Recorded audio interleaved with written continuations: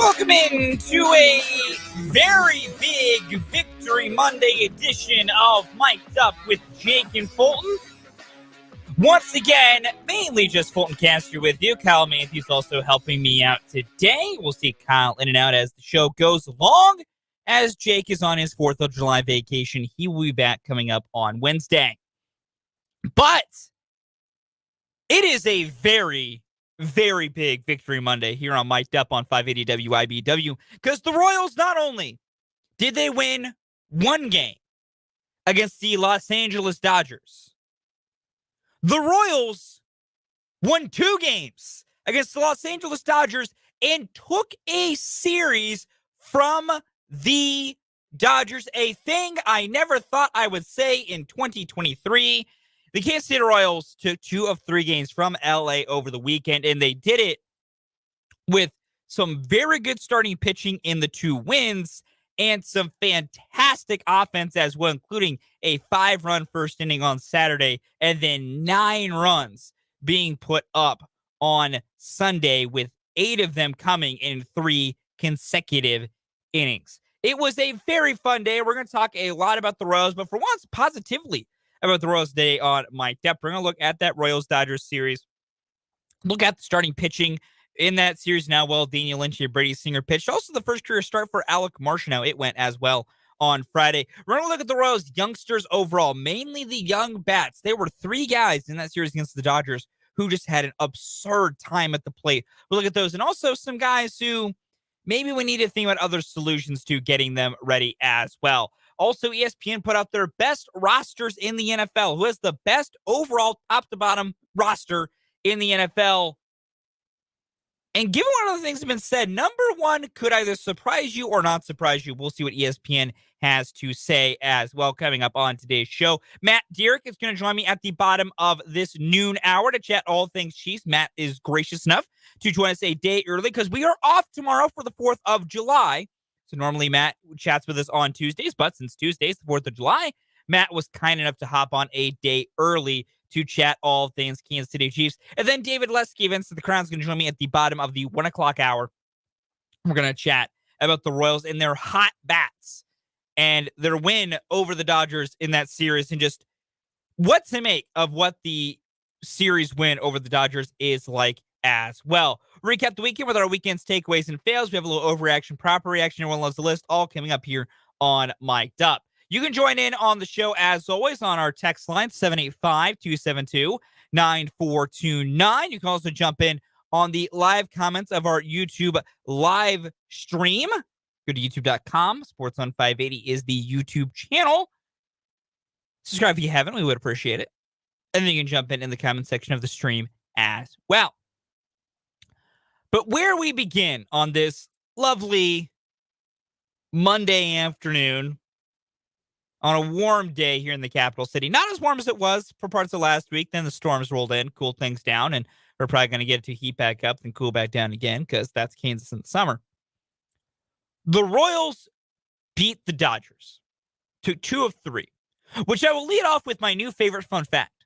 The Royals against the National League West. They have now played all their series against the NL West. They played 5 3-game series against the NL West. 1 3-game series against each team.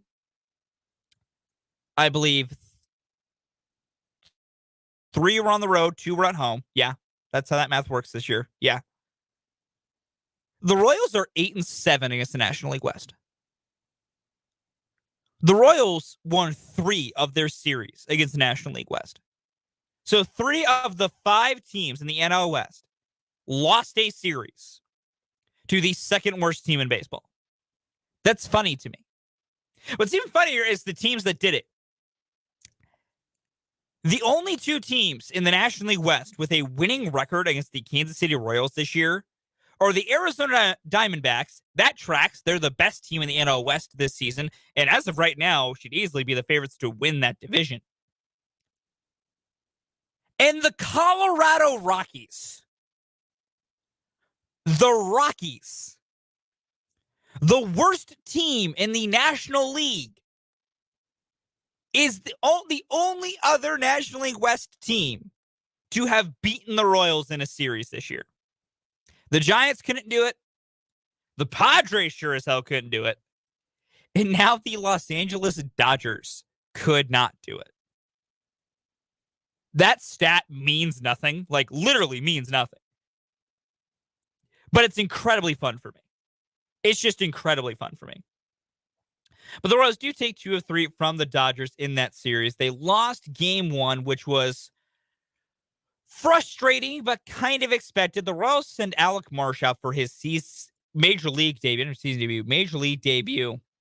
on Friday night. A start that I previewed here on Mic'd Up, and I said I was excited for. And I said if he could keep the ball in the ballpark and command his pitches, Alec Marsh could maybe have some level of success against the Dodgers. Well, Marsh did not command his pitches, and he did not keep the ball in the ballpark. His 5th pitch of the game was a home run by Mookie Betts. Mookie Betts has 2 home runs that game. Mookie Betts was a tear that entire series, which is not surprising. He's an all-star for a reason. But I'm happy I will never have to see his face the Royals ever again, at least this season. I never, ever want to watch Mookie Betts play baseball against my favorite team ever again. I don't have to see it next year, but still I don't want to.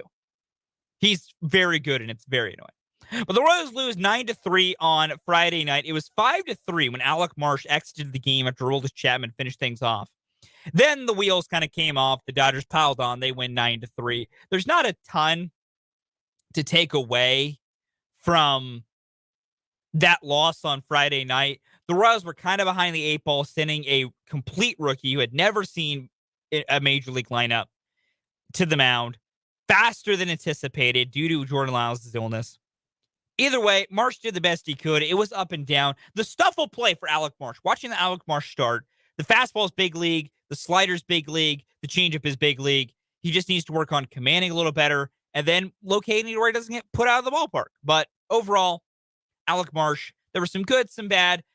It looks like he will be starting coming up on Wednesday against the Minnesota Twins. The Royals have pushed back Jordan Lyles by a day, it appears. I think that is correct. I'll confirm that with David Lesky coming up later on in the show. I'm not 100% on that, so I'll make sure to chat with him about that coming up.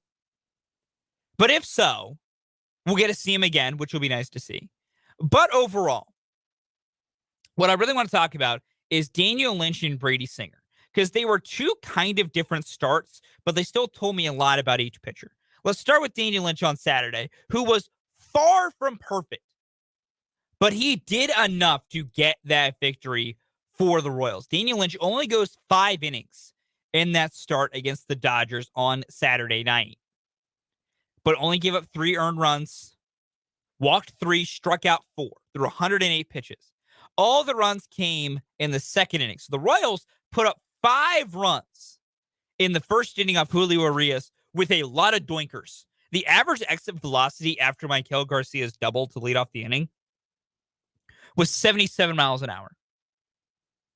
It was nothing but soft contact and good base running that led the Royals to their 5-run 1st inning when they led 5-0, which honestly would have won the game. The extra run in the 7th was nice, but they could have won without adding a single extra run. But then Daniel Lynch gets into some trouble in the 2nd, and that's where you get a little worried, and you wonder if the wheels might fall off. But he's able to rebound. He pitches through, gets you through 5, turns it over to the bullpen. That did a pretty good job. Carson Hernandez looked excellent. 2 innings of 1-hit baseball. He was fantastic. Taylor Clark got hit around again. I'm so done with him at this point, but it is what it is. And then Scott Barlow comes on and gets the 4 out. That was a good start by Daniel Lynch and a good job of the offense to build it up a little bit as well. But then Sunday was a masterpiece, an absolute masterpiece. First, let's go with Brady Singer, who Brady Singer against the Dodgers had 7 innings of 1-run baseball. He struck out 4. He constantly and consistently navigated danger every time he was going through it. There's things he needs to get better at. The strikeout numbers have got to get higher. I went on about this a little bit on Friday, and I talked with it a lot with Jake before he left for his little brief vacation here.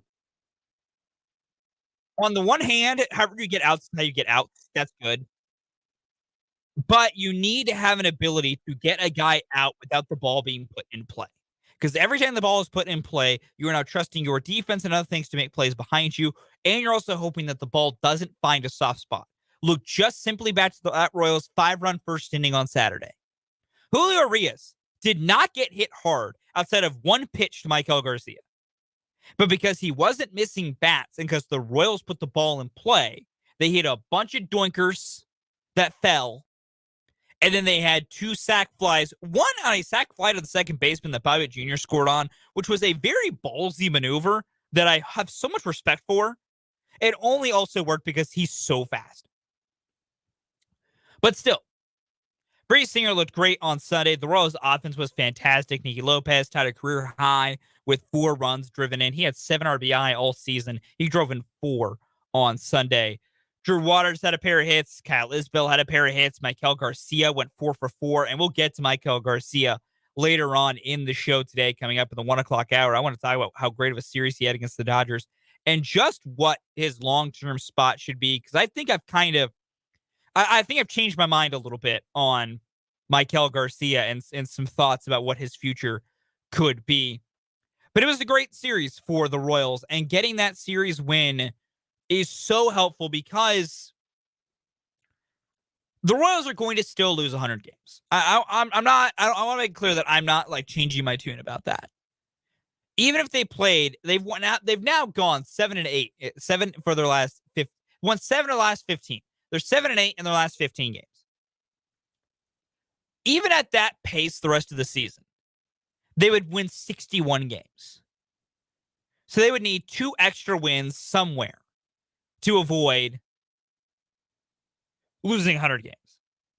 The thing is, I don't think they're going to play at this pace consistently the rest of the year. They're going to have their pitfalls. That's what a team built like this with so many young guys every day does.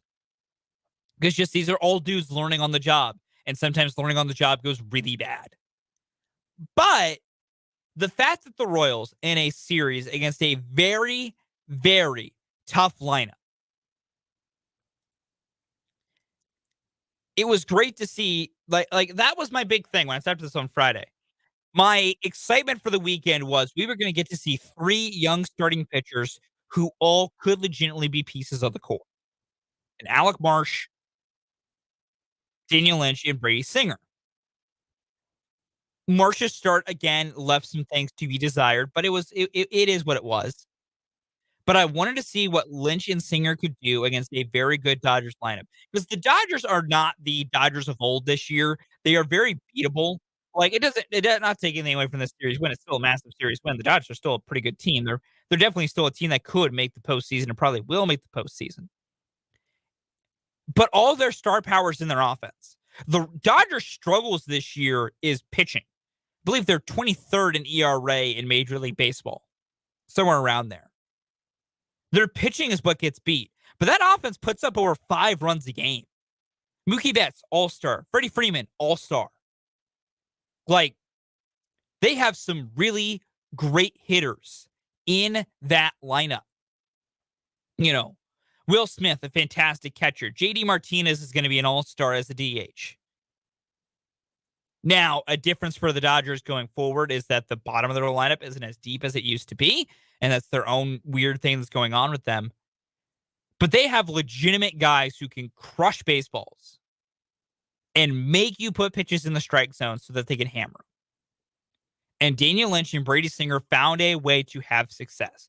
Daniel Lynch, without plus stuff, found a way to rebound and escape an inning, which he gave up 3 runs that got dangerous on Saturday, but then gave you 2 more innings of positive baseball. And that's what's so important and so much some work that they were able to do. And it's a positive. Brady Singer's 7 innings of 1-run baseball is fantastic. He's now allowed 1 run over his last 13 innings. There's some bad with that, and I think he only has 7 strikeouts over those past 13 innings. But he's figuring something out a little bit, and there's been reports they're tweaking the changeup, changing it to more of a split change. So maybe he is throwing it more, but it's not registering as a changeup when, you know, there's the little mechanical things that register pitches and into the weeds of that mechanical stuff. But he's even pitching better, and he's doing what he can do. Overall, there were more positives out of that Dodgers series than I ever expected to see. I really, I said it on Friday. I was like, if they get swept, they get swept. You know, my goal was, can you take one? Can you get one game over the Dodgers? That's what we did last year. Last year, you found a way to get one game off of them. Can you do it again? And this year, they got two. They did. And it was just really impressive to see, really fun to see. Just a fun series with a lot of fun, good young players doing a good job. And that's what you need to see going forward. The Royals will now try and go once again for their first 3-game winning streak of the season. It is July 3rd. July 3rd. And the Royals have not won 3 in a row. Good Lord. I'll be brutally honest. I don't know if that happens tonight. The Royals will begin a 3-game series with the Minnesota Twins up in Minneapolis coming up this evening as part of a 7-game road trip to end the first half of the season before they go into the All-Star break. They have 3 against the Twins, 4 against the Guardians in Cleveland. And tonight, Alston Cox will get a start, his second big league start. I'm interested to see what he does against Minnesota.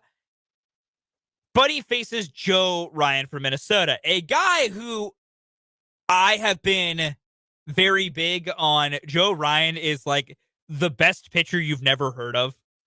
Joe Ryan is absurdly good, and I think more and more people are realizing how good he is. But Joe Ryan's the best pitcher you've never heard of, and the Royals have had terrible luck with him for a lot of their time against him in his brief Minnesota Twins career. Fun fact about Joe Ryan that I just love to share. He was part of the return for Nelson Cruz from Tampa Bay. So when the Minnesota Twins sent Nelson Cruz to Tampa Bay for like half a season, they got Joe Ryan back out of that for some weird reason. I don't know why the Rays gave up Joe Ryan in that deal, but they did. For what's worth, Joe Ryan this year, 8-5 with a 3.44 ERA. He did recently throw a complete game shutout. The kid's good. The kid's good, and he's giving the Royals trouble every time he's faced him. So I don't know if they'll win 3 games in a row starting tonight, but if they play the day against the Dodgers, there's no reason they can't find a way to get it done. Who knows, but it's enjoyable. It's fun, but man, that series against the Dodgers was just, we don't often have good Royals things to talk about on this program, and so it makes me happy when there's good Royals things to talk about. We'll take our first time out of the show coming up later on in the show today. Like I said, we're going to talk about the Royals youngsters. We're going to look at the best rosters in the NFL. We got overreaction, proper reaction. Matt Derrick's going to join me at the bottom of this hour. But coming up next, we'll recap the weekend with our weekend takeaways and fails.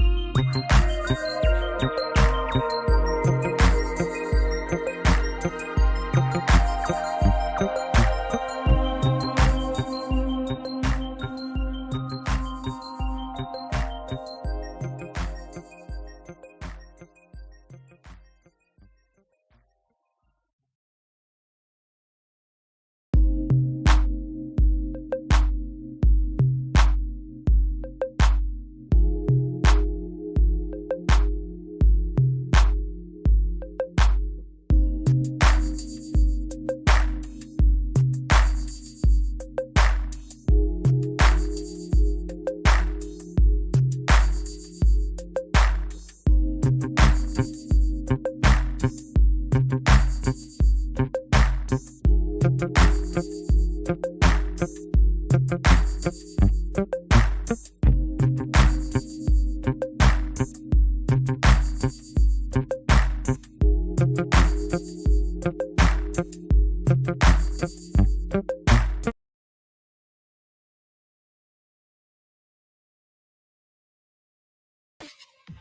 for our weekend takeaways and fails, and I have Kyle Manthe join me for this one. Kyle, what is any big takeaways or fails you had from this weekend? My big fail from this weekend is the Twitter view limits set in place on, I think, Saturday. That website is destroyed. For me, was personally terrible, happening like 5 minutes after Damian Lillard submitted his trade request. So like trying to scroll and see what's happening and like missing everything with like free agency and stuff. It was awful, not fun. Yeah, no, I'm with you on that. It's horrible and terrible, and that is like Twitter's destroyed. Twitter is broken. Like I have my tweet deck up here, and it's still like not loading half the stuff I want to see, and it feels silly to like get really upset that just a social media site is broken. But like, if you do anything in sports, this is how we get our news. Like, it's how we get anything. And the fact that it broke 5 minutes into NBA free agency was also my favorite part. Mm-hmm. Was just like, all right, here's NBA contracts, and now you can't see anything. Like, I'll just make this very clear. I don't want any of you telling me how smart Elon Musk is ever again. Don't ever come at me with that ever again, because that is the biggest. That is up there with some of the real big lies in the universe that's ever been told, is that Elon Musk is a smart man. That's my fail as well, Kyle. I have a good takeaway, though, and it's not surprising. It's just Maikel Garcia in general. He went 9 for 12 against the Dodgers. 9 for 12. That'll play. Against the Dodgers. The dude, I'm going to get into this deeper, and we're going to talk about this more coming up in the 1 o'clock hour. But when you have a guy who can be that good defensively and just makes contact with literally everything and finds a way to get it done, it's amazing. It's astounding. It's very impressive, and I find it it's very fun. It's very fun for me that the Royals now have a player like that going forward. But man, Maikel Garcia, just a very, very fun thing to deal with this week. But nothing overshadows the fact that Twitter is a broken website. Now we can't get sports news, and it puts all of us behind the 8 ball so much. That is our weekend's takeaways and fails. Again, coming up and later on in today's show, we got Everyone Loves a List. We got overreaction, proper reaction. We're going to look at some of those Royals young guns, including Maikel Garcia and how well he's been playing. A few of the other guys as well. David Lesky is going to join me at the bottom of the 1 o'clock hour. But we're going to take a quick time out. When we come back, Matt Derrick is going to join me to chat all things Chiefs.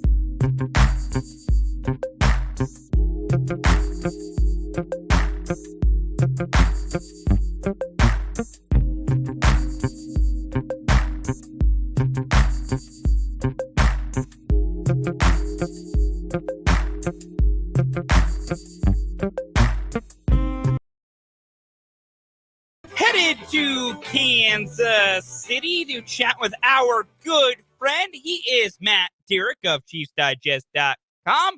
Normally, Matt chats with us on Tuesdays, but tomorrow is Tuesday and it's the 4th of July, and I'll be off. I assume Matt will be doing something, hopefully some level of fun to spend his 4th of July. So Matt is being kind enough to join us a day earlier. You can always follow Matt on Twitter at Matt Derrick. Matt, how are you doing on this Monday afternoon? Not too bad, Fulton. Got a little yard work done before it got too hot in the day. So it's been just a normal day in July for a Chiefs beat writer. I was about to say, what I just have to ask. I know we've talked about this a little bit, but the Chiefs have fully gone. There's nothing like no Chris Jones news, no extra random free agent signings. The Chiefs have gone full dark. So what do you, as the Chiefs beat writer, what do you do when they go full dark? Is this just truly Matt catches up on the honeydew list a little bit here and gets a few things done, or do you actually relax at all either? I would say it's a combination. Yes, definitely honeydew list. I think every day for about the last week has been doing a little something around the house for a few hours. Trying to have fun for a couple hours just to relax. And then there's a little bit of just prep work, working on a few things that, will be ready to go and come out at the time of training camp and everything. And just doing some homework and trying to catch up on some stuff. Obviously checking out the new guys and trying to learn a few things to see what kind of stories are out there that maybe people want to know about once training camp starts. But that's kind of it. I mean, it's a little bit of everything, and you just have to be on guard because you're right. I mean, Chiefs are pretty dark. I mean, a lot of people go on vacation this time of year. We know the players and everybody in the front offices and the coaches, this is their last chance to get away. So usually they take the families on vacation, or they're on an island or fishing somewhere. Sometimes, of course, they'll still be working out. So you'll get the Chris Jones workout videos. But as long as nobody gets into trouble, or gets fired, it's a pretty easy period of time for a reporter. It's a nice far cry from during the season when things are going a mile a minute and you're having to track down stories and keep track of every little thing. And hey, if only we could also, use this off time to hang out on an island or a beach and just hang out and do nothing all day. But, they live a little bit different lives than we do. The big thing going on right now for the Chiefs, though, is still the Chris Jones contract situation. I know that there hasn't been any updates, and I feel like this is at least where I've stood, and maybe you're with me, Matt.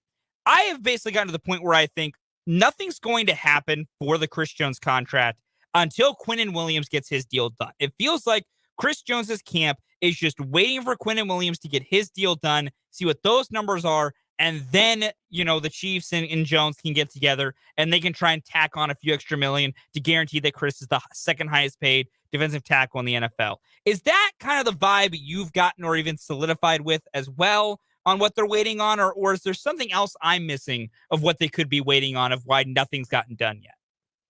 No, I think you've nailed it. I mean, that's certainly the impression that I get, is that the Chris Jones camp is waiting to see if Quinnen Williams does get his deal done. And I think it's more that direction than a true game of chicken. Like, Quinnen Williams is sitting back waiting to see what Chris Jones does. I don't think that's necessarily the case. I mean, I think it's definitely more one way than the other. Because, one, you're talking about a player like Williams looking for his second contract. So more than likely that's going to be longer term. Maybe there's going to be some more money in it potentially. I mean, we'll see. But for Chris Jones, it's going to be a shorter contract. This is his third contract. So, I mean, if he wants to be the second highest paid, defensive tackle, and that's generally, what's been accepted as being the case, even though neither side's really come out and just said that that's what's going to happen. Right now, there's a big gulf. I mean, there's a gulf between $31 million for Aaron Donald and $23.5 million for Jeffrey Simmons. So, hey, 23.51 would get it done for Chris Jones. But then if Quinnen Williams signs for 26, well, that's $3.5 million, $2.5 million right there alone per year. So it is big money, and that is the difference. And I certainly think that is the number one thing that the Chris Jones side is waiting for, to see what happens. Quinnen Williams got a pretty good agent. His agent's gotten some really good deals lately, so I think that's another reason why to sit back and see if that gets done. But there's a game of chicken aspect of it for sure, because at some point, if you're the Chris Jones side, you kind of want, I think, get the deal done so that he's got it locked in. And if Quinnen Williams doesn't get done before, mid-August, I mean, I think at some point you got to just go on and move on and get the best deal you can. What would that date be for you, Matt, for this, essentially this game of chicken? I think it's actually a really good way to put it. Is there a specific date in mind for you going into training camp, going into the rest of this offseason, as we kind of approach training camp in the preseason and all that? Is there any specific time where your concernometer would jump through the roof that the Chiefs and Chris Jones won't get a deal done? So I think, at least for me right now, I'm not that concerned because I know what they're waiting on, and I think that'll get done, and they're still all training camp and all this. Is there for you a specific time where if there's not a deal done by X date, all of a sudden you're actually starting to really worry that this won't get done and it could potentially have some negative impacts? I mean, for me, I think the next date that I'm going to get concerned is when the veterans show up on July 22nd. If Chris Jones doesn't show up then, and he's going to hold out to wait for a contract, my concern will go up quite a bit. I mean, it's not going to be skyrocketing, but it'll be some concern, because you don't want Chris Jones to miss much of anything of training camp. And the moment you get into a holdout situation, things get a little bit more tense. It's not critical. I mean, does Chris Jones need an entire training camp? No, he doesn't. But I would start August 1st would be my real drop dead date of, okay, wait a minute. things aren't, if things are not close enough for Chris Jones to be in the camp, something is wrong and something's not going right. I still don't think that there's a scenario where Chris Jones doesn't play this season.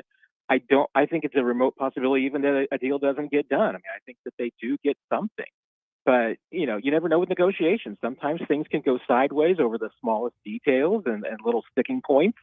And we haven't had any indication that's the case. I mean, really, the biggest indication we've got at this point is that there's been no negotiation. That it really has been, Chris's side, waiting to see what happens with Quinn Williams. And I think if Quinn Williams deal gets done, I mean, like I said before, my over under on a Chris Jones getting deal done is 23 and a half hours. I mean, I think it'll be that quick. But yeah, I don't have a tremendous amount of concern now. When players show up on July 22nd, that would be one. August 1st, the next. If you get too far beyond August 1st and Chris Jones isn't in camp, then I would have serious concerns. I think that's a very good way to put it. The other piece of offseason news that started to trickle in here, and this was late last week, in a story that is the perfect example of poor journalism, which is grabbing headlines out of sound bites without keeping the context in.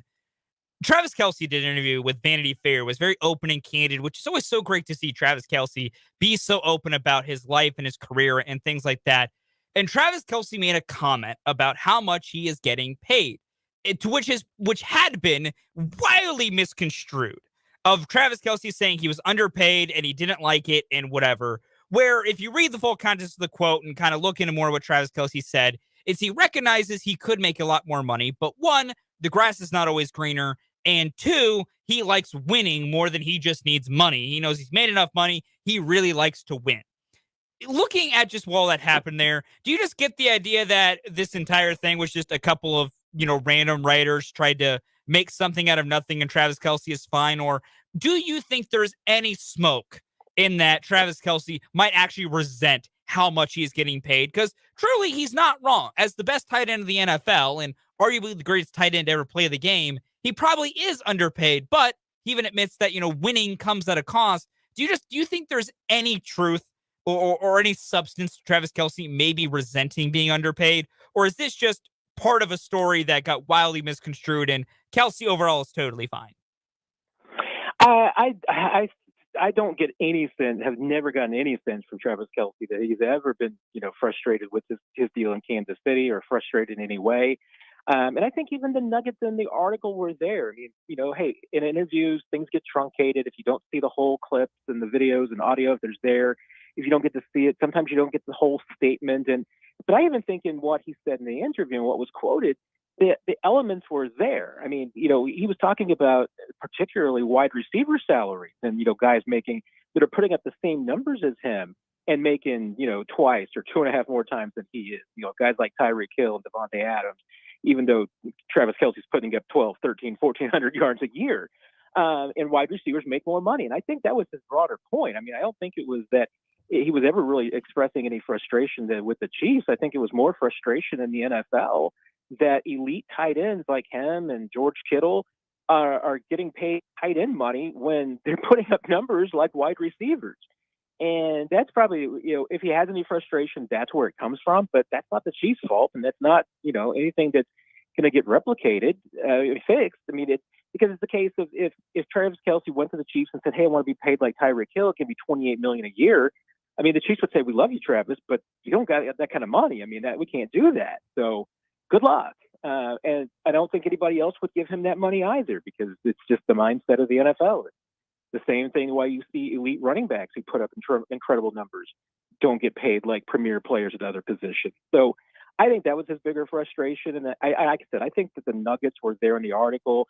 If you wanted to parse it a different way and try to make some splash, you could.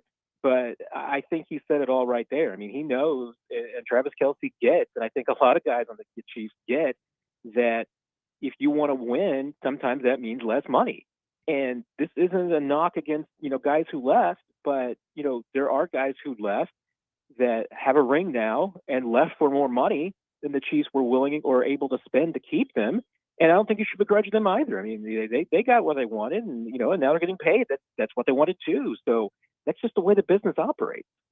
I've said this many, many times. I will never blame a player for leaving to go chase their bag because you only get really one big shot to make money that can generationally change the wealth for you and your family. So, like, guys like, Juju Smith-Schuster or Juan Thornhill or any of the most recent Chiefs that left or any other guys, I'll never blame them for leaving because, no, go get paid. You've earned that. Go get your paycheck. I'm never gonna blame a guy for that. I'm glad you brought up that this is the tight end thing that Travis Kelce was kind of bringing up is similar to the running backs a little bit too. This is kind of an odder, broader question. From just your standpoint, from the things you've learned in all your time, mainly covering the Chiefs and being around the NFL, do you think at any point we will see a shift to where maybe tight ends and running backs get paid more of what is their value, without, I guess, lack of a better word here? Or are they, unfortunately, going to be continuously stuck in a place to where no matter how good you perform at that position, there's just an overall look at what that position's general value is. And maybe guys just have to start coming to terms with, if you play that position, you're only going to be able to make X amount of dollars because the league as a whole only views your position as valuable. That's a great question, and I'm not. And to be honest, I'm just not sure. And I've thought about that. I wonder about it. On the one hand, I mean, I feel like unless something radically changes in the game to help running backs, and especially to help the elite running backs, I don't know if there's anything that's going to change for the running back market. I think it is what it is, and it is probably going to continue to get worse. I mean, if you want to play in the NFL, I mean, the last position I would want to play in high school and college is running back, because you are just absolutely limiting your earnings potential from the get-go. I mean, that's just the reality of it. I mean, there are now, there's offensive linemen, interior offensive linemen, who are going to make more money in their careers than top running backs. And it's just because nobody runs the football anymore. Everybody's throwing it. So you look what the Chiefs have done. The Chiefs have won a couple of Super Bowls with running backs who weren't making any money. Now, a great running back can make the difference between to me, a great offense and a historically great offense. Look no further than when Kareem Hunt was on this team in 2018. I mean, that offense was virtually unstoppable. You haven't had a Kareem Hunt since then, but you've also won 2 Super Bowls. So that's not the difference. For tight ends, I don't know if the market is ever going to change. I think it's going to continue to get better.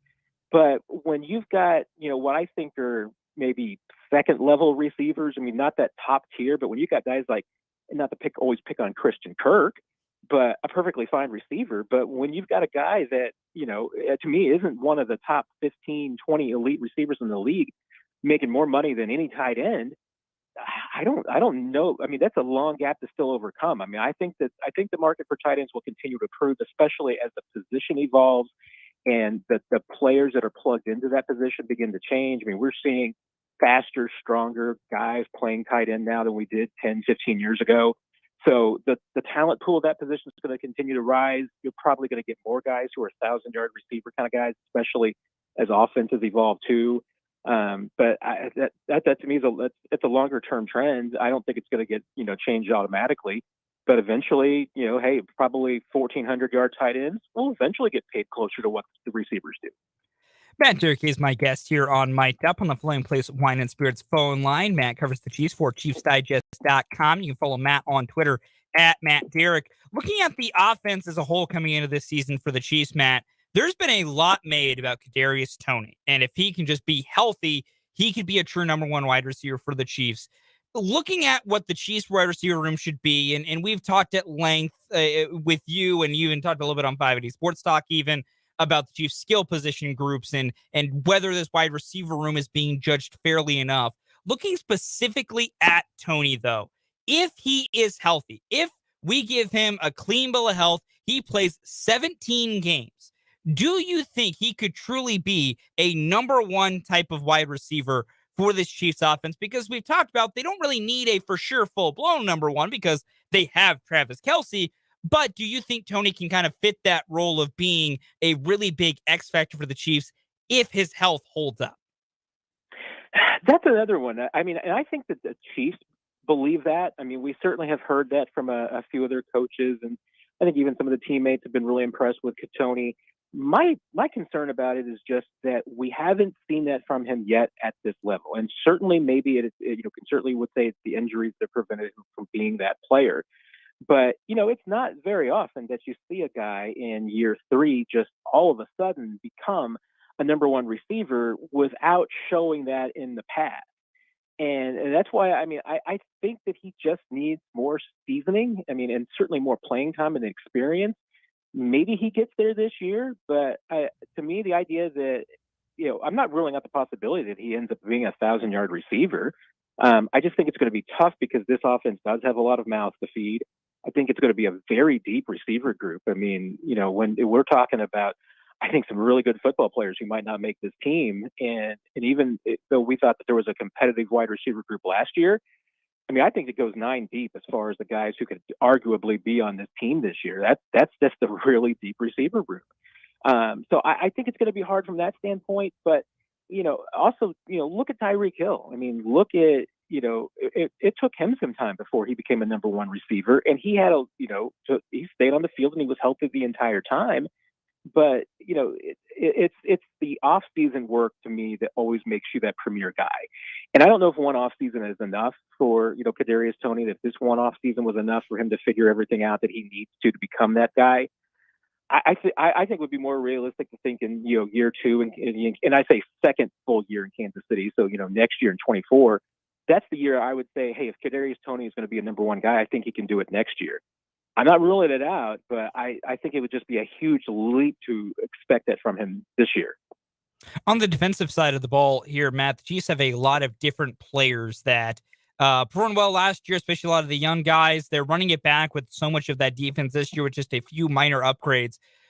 Taking Chris Jones out of the equation, outside of Chris Jones, who would you say is the next most important player the Chiefs need to be not necessarily an all-pro level of star, but a top-tier performer for the Chiefs defense to take a step next season to become a more formidable unit?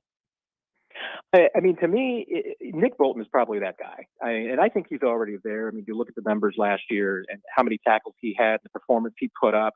I think he's already playing at a Pro Bowl level, but he'll also tell you that he needs to improve a bit of his game, needs to be better in pass coverage. I think there's still areas for him to improve, and he is an ascending player. But if Nick Bolton is a Pro Bowler this year, an All Pro, then I think that this defense has had a really, really good season. Not that other guys important. I think Justin Reed in year 2 could make a really big leap as well. But Nick Bolton is the guy that I think really needs to become a star if this defense wants to become a top 3, top 5 defense. All right, Matt, my final 2 questions for you. My 2 for the road. First things first, 4th of July being tomorrow means that the Nathan's hot dog eating contest is tomorrow as well as Joey Chestnut, the man who can eat so many more hot dogs, and it's truly astonishing and also kind of disgusting how well he's good at that. If there was one food item you think you could eat quickly in a eating contest, what item do you think that would be? No doubt, deviled eggs. And I have actually won. I've actually won a deviled eggs eating contest once before. My friend Bill and I in college, we loved the deviled eggs and the cafeteria, Mark Twain Dining Hall at the University of Missouri Columbia. Those ladies made the best deviled eggs in the world. We had a contest one night, and I won 24-23. I'm very proud of that, but I could plow deviled eggs all day long. One, I never thought I'd hear deviled eggs as the answer to that, but deviled eggs are quite delicious. 2, I just have to add the quick follow-up to that. How much time did you guys have to put, 24 deviled eggs in how many minutes? That was probably, I would say, about 15, 20 minutes. We didn't push ourselves, but, it wasn't gobbling, but we did it. We did it in a hurry. Still pretty good pace. My final question for you here, Matt, essentially a 2-parter. With 4th of July tomorrow, will there be kind of a shindig at Shea Derrick? And if so, what's the spread look like? No big shindig. I actually did most of my cooking yesterday, knowing we'd have some leftovers. So got some baked beans, made some Mexican street corn, got coleslaw. Making up some egg salad for sandwiches for some other folks today. Obviously hot dogs. So that's about par for the course. Really enjoyed the baked beans. I'm a big baked bean fan. So I got a recipe from my brother-in-law. He finally shared it with me. It's fantastic, and they turned out very, very well. So I'm going to be eating those for days. Matt, that all sounds delicious as always. And Matt, deviled eggs. I should mention the deviled eggs. oh, of course, Made of those too. course. Matt, thank you so much for joining us, my friend. Have a great and safe 4th of July tomorrow, and we'll chat with you next week. You as well, Fulton. Take care, everybody. That is Matt Derrick of ChiefsDigest.com. We'll take a timeout. 1 o'clock hour coming up next.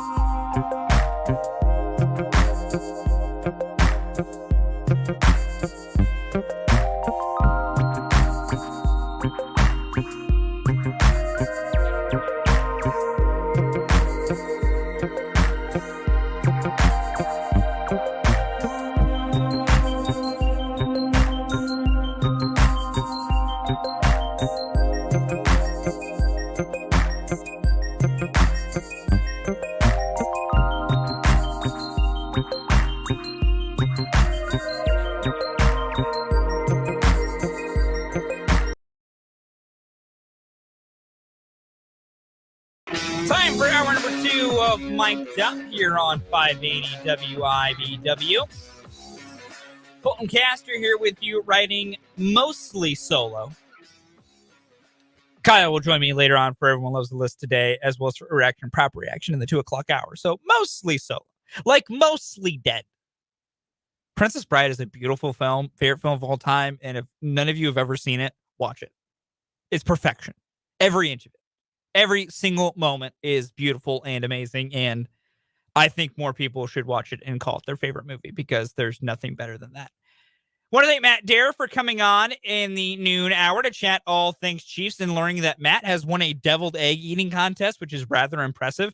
I, during the break, asked Brendan Dorzinski this question because I had free time on my hands, and what else am I supposed to do but ask my coworkers the odd questions I ask our guests? Brendan's answer for what, or at least the current answer he gave me, that can always be subject to change. I won't hold Brendan to just one answer. Brendan's answer to what food do you think you could win an eating contest with was hot pizza. Like fresh, straight out the oven, hot pizza, which was an interesting answer, but I get it. I couldn't really think of a good one. I think hot dogs are still kind of the way to go, but Brendan and I also agreed on one thing. You can't have too rich of a bun. Like you need one of them like very, very loose kind of crappy buns because the bun is too rich, then there's too much bread and you get full too fast. It's too hard to put down. So you need one of them crappy buns. Also, any of the hot dog eaters that use the water trick while they eat that stuff are psychopaths. Soggy bread is the worst thing in the world. This has been food competition talk with Fulton Castro. Thank you all for stopping by. Coming up in the 1 o'clock hour of Mike Depp, we're going to look at the Royals youngsters and look at 3 guys who had a really good series against the Dodgers. And also some guys who I'm thinking some decisions might need to be made about what's best for their future. Coming up here soon. Well, if everyone loves the list, Kyle and I, in honor of the 4th of July, our favorite kinds of fireworks. If we were blowing up fireworks coming up tomorrow, I won't be because I don't have the money to spend on that stuff, and I live right here in the city, so there's no convenient place for me to set them off. I don't know what Kyle will be doing. I don't think he's setting anything off, but, we'll ask him when he comes on. But nonetheless, Kyle and I are, part of the younger generation. Kyle younger than me. I'm still what some would call young, though I'm rapidly approaching 30. I saw a lot of fireworks as a kid, so I have some favorites. I have some good stories with those too. So we're going to talk about our favorite types of fireworks for Everyone Loves the List today. At the bottom of this hour, David Lesky, Events of the Current, is going to join me to chat all things Royals with our little bit of good Royals news we have going on. As always, you can join in on the conversation on the text line, 785-272-9429. You can also jump in on the live comment section of our YouTube live streams. Go to youtube.com. Sports on 580 is that YouTube channel. Subscribe if you haven't. We would appreciate it. And then you can watch the live comment section as well. I wanted to, real quick before I get into the Royals here, Christopher on the YouTube comments brought up something that I find very interesting. The Royals have gone 63 consecutive innings without hitting a home run. And to Christopher's point, is anybody missing them? Christopher, I'm missing them. I miss them a lot. And I'm kind of sad the Royals haven't hit any home runs lately. But that's a thing. Like, that is, and I guess this kind of actually just segue into a little bit of what I wanted to talk about here to kick off this hour. The Royals don't hit for a ton of power. Vinny Pasquantino is one of their power bats, and of course, he's out for the season. Salvador Perez, since coming back from his injury, is just, the power is zapped right now. He's slowly figuring it out, but he has been just off since coming back from that hand injury. I'm hoping that there's nothing more important going on, but as for now, he's going to play. He is the Royals All-Star. It's also worth noting the All-Star reserves were announced on Sunday. Salvador Perez will represent the Royals in the All-Star game. Good for Salvi. Very deserving. Was kind of the easy pick once Aroldis Chapman got traded. But you think about it. Like, if Perez is hitting for power, let's go down the lineup. Maikel Garcia, no pop. Really, it's line drive power. It's not over-the-wall power.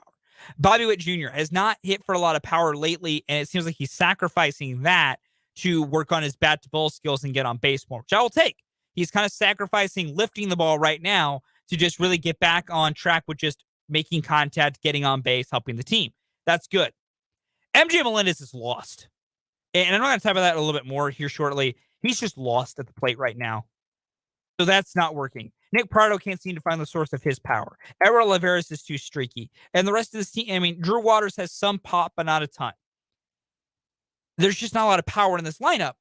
So with that, I will say the Royals have finally started doing the thing that Brendan mentioned wanting them to do, that I, joining Brendan in that, wanted them to do. And that's turn games into track meets. Because what you lack in power, you make up for in speed. With Maikel Garcia, with Bobby Witt Jr., with Nicky Lopez, with Kyle Isbell, with Drew Waters, with Dairon Blanco, with Samad Taylor, with even Edward Olivares. You have guys that can run. So, if you're not hitting for those extra bases, take them. Take the chances. And that's what led to some of the success against the Dodgers is the Royals took a lot of chances.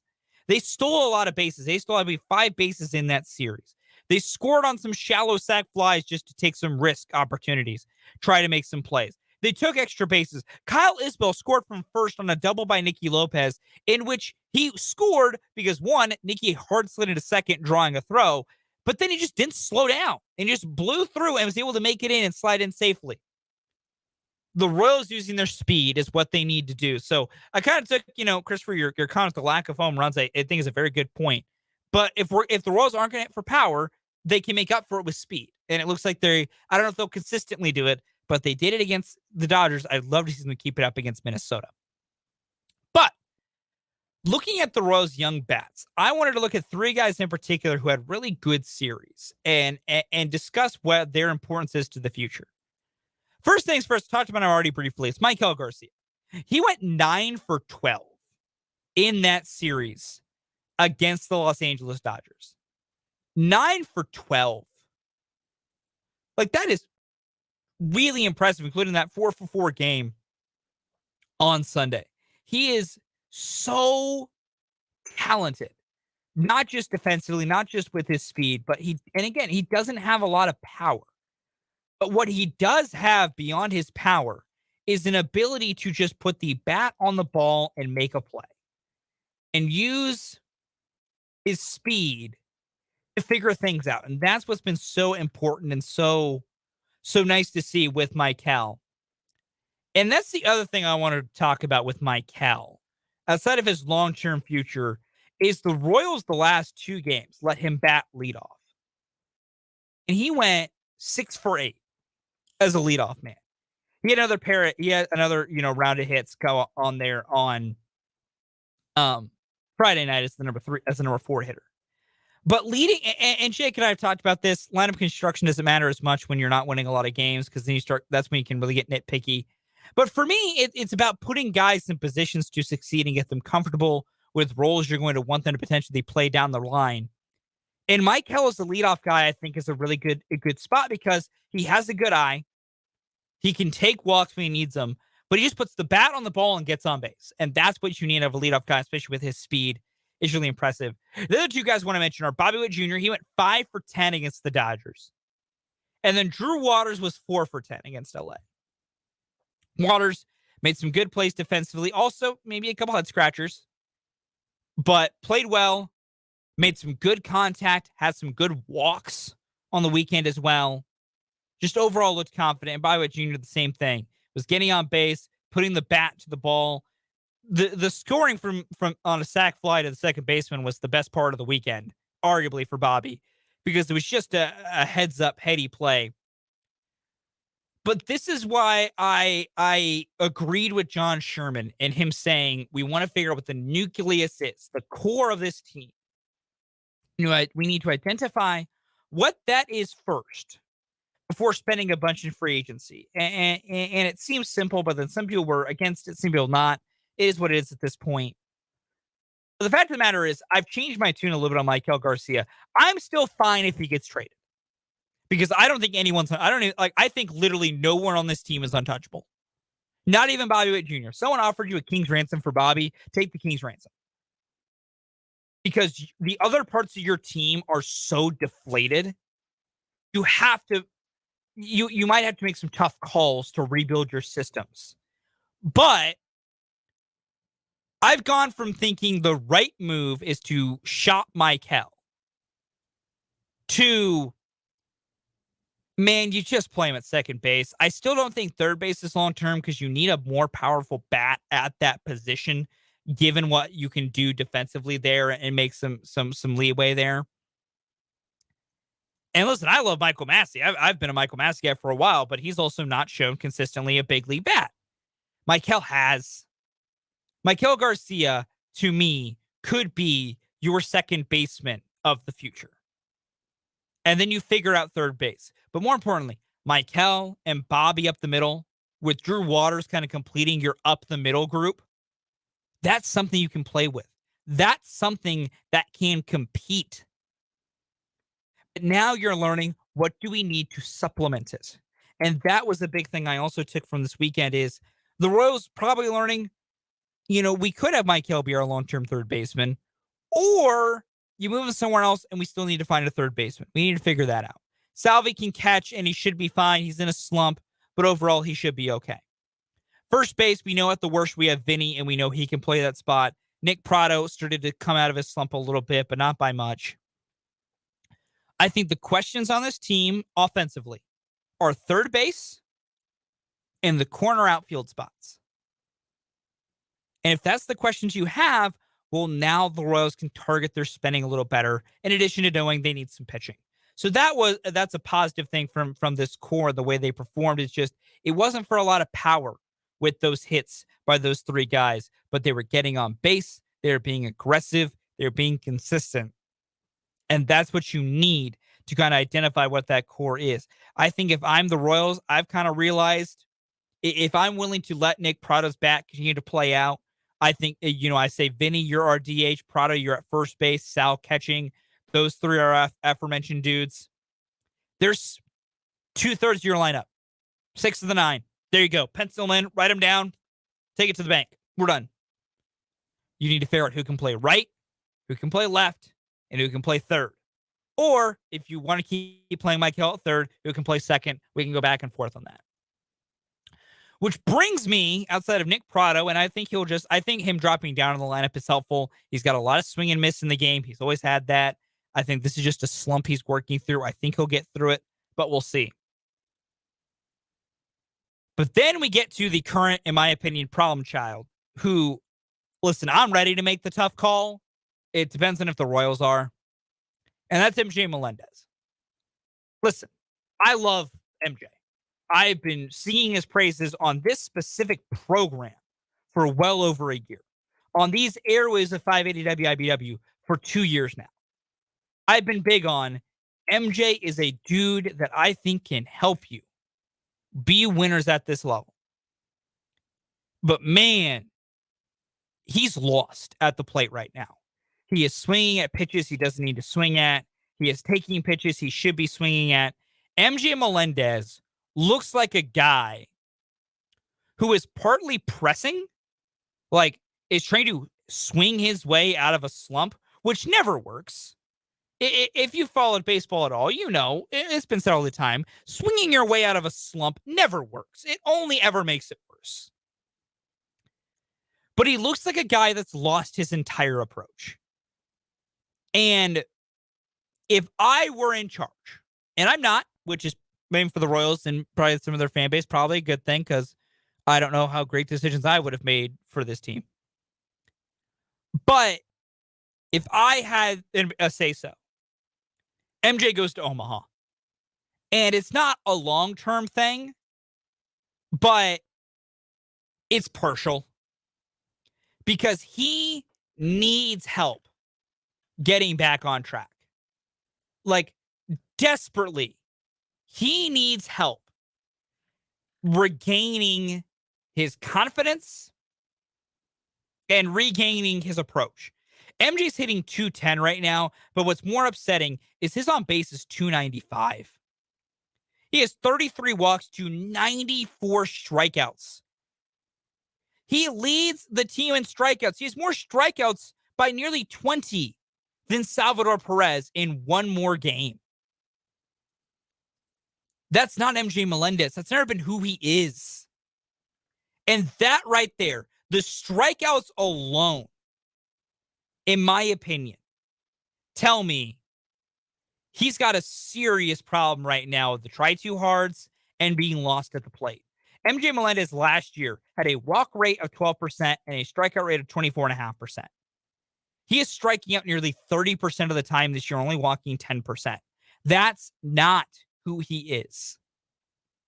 And my comparison to this, and I'm going to see how quickly I can find the right year here, but I actually have a really good comparison, at least I'll call it a semi-good comparison, to why MJ needs to be sent down. And I'm going to confirm that this is the right year before I start talking out my butt a little bit here about, specific things.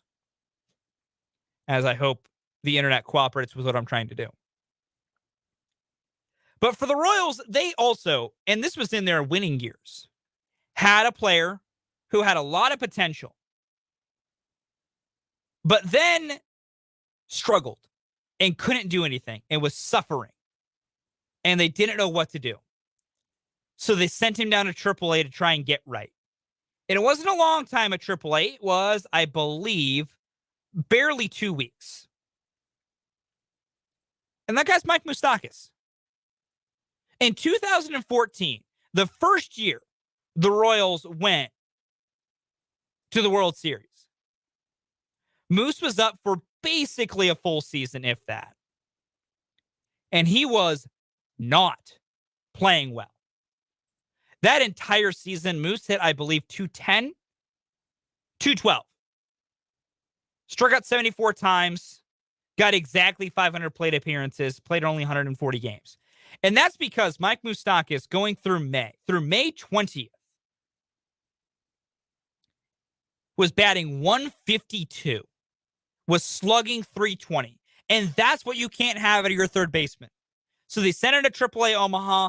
Things got a little better as the season went on. Not a ton better as the season went on. But they made the hard decision. They sent him down to Omaha and said, we need you to get right. And it helped. It didn't immediately improve him for that season, but it gave you long-term gains and long-term benefits. That's what you get out of giving when you sent Moose down. Because eventually in 2015, he was an all-star. And he played great in the year you won the World Series. I'm not saying MJ can get to Moose levels of what Moose was doing that year, but I'm saying he could probably get close because he has potential. But that's my precedent for send him down. He let him abuse minor league pitching for a month.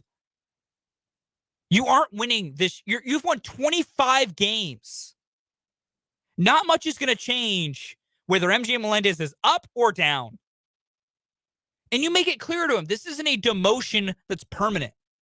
This is you are clearly struggling and we believe in you, but you need to go give the brain a rest. I don't know if they'll ever do it. I don't know if they'll pull the plug, but they're willing to do it with Mike Moustakas, and it had better long-term benefits. And I think the same can be said for MJ Melendez. He is floundering at the big league level right now.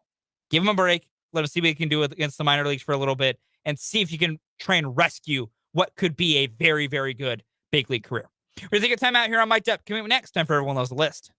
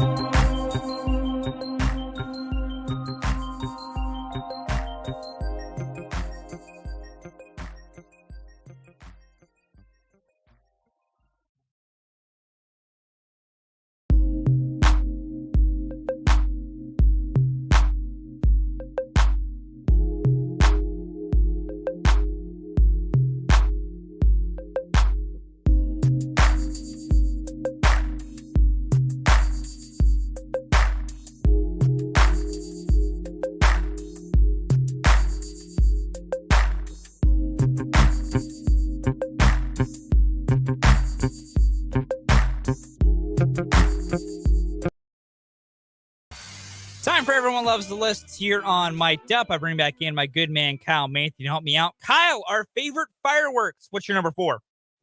Number 4, most of these come from my experiences as a child Fair enough. around fireworks. Number 4, the parachute. I liked. Oh, yeah, getting those to are see- fun. Yeah, getting to like kind of chase it. Yeah. If you catch it, probably lands in a tree. I didn't think back that far into my childhood, but those were legitimately fun. I had many get caught in trees as a child, so I was very bummed when that happened. Number 4 for me, give me the big cake fireworks. They're fun to look at, but because they're just these big boxy things, they only have a limited amount of fun to them, but I do like the big cakes. Number 3, the Roman candle. Oh, It yeah. lasts a little bit longer than other fireworks. You can look at it. It's kind of fun. Roman candles are great. Number 3 for me, bottle rockets. Love me a good bottle rocket.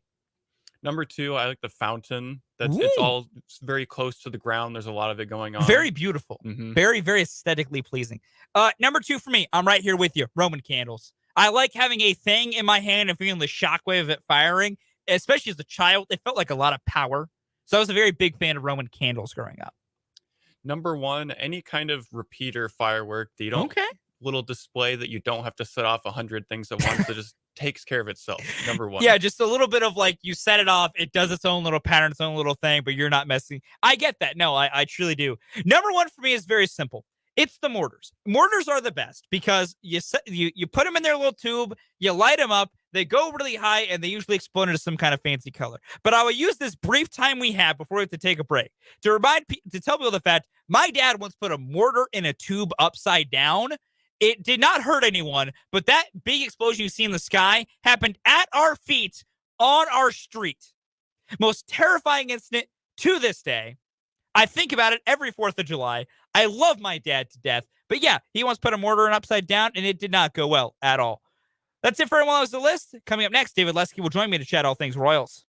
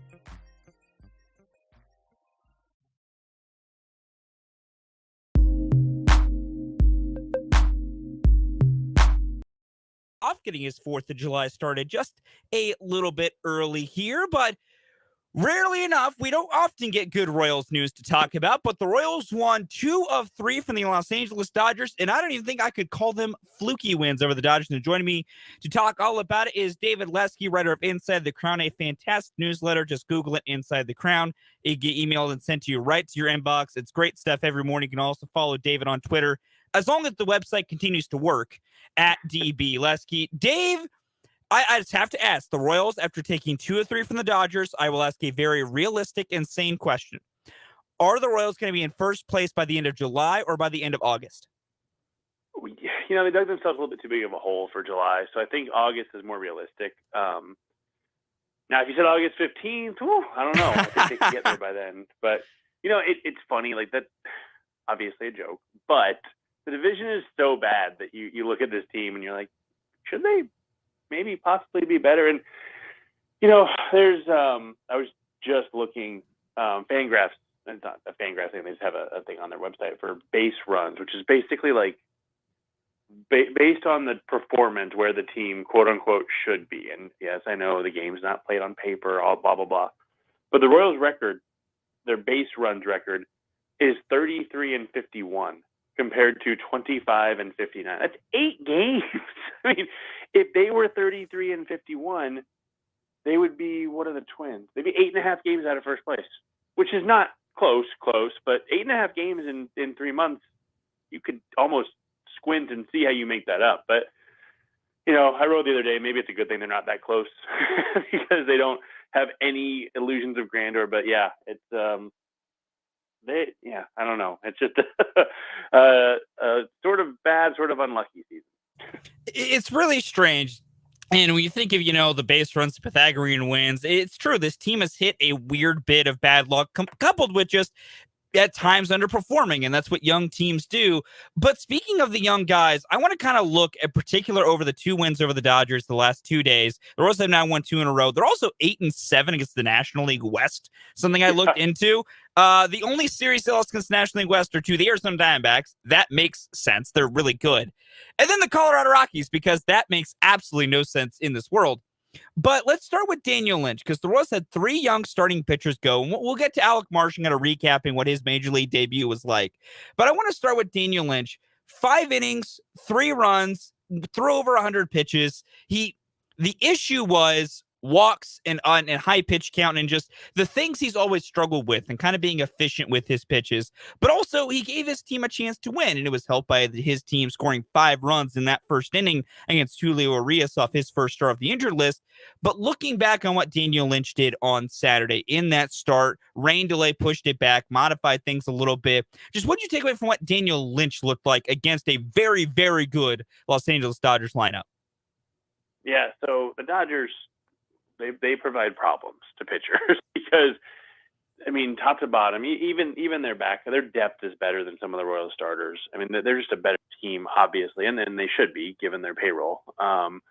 But they work counts. They don't chase. They just don't swing that often. And so, if you're Daniel Lynch and you're trying to get a chase out of the zone, you may get that against Cleveland. Cleveland's a bad example. They don't really they don't strike out much either, but you may get that against Detroit, against teams like the Royals, the A's, whatever.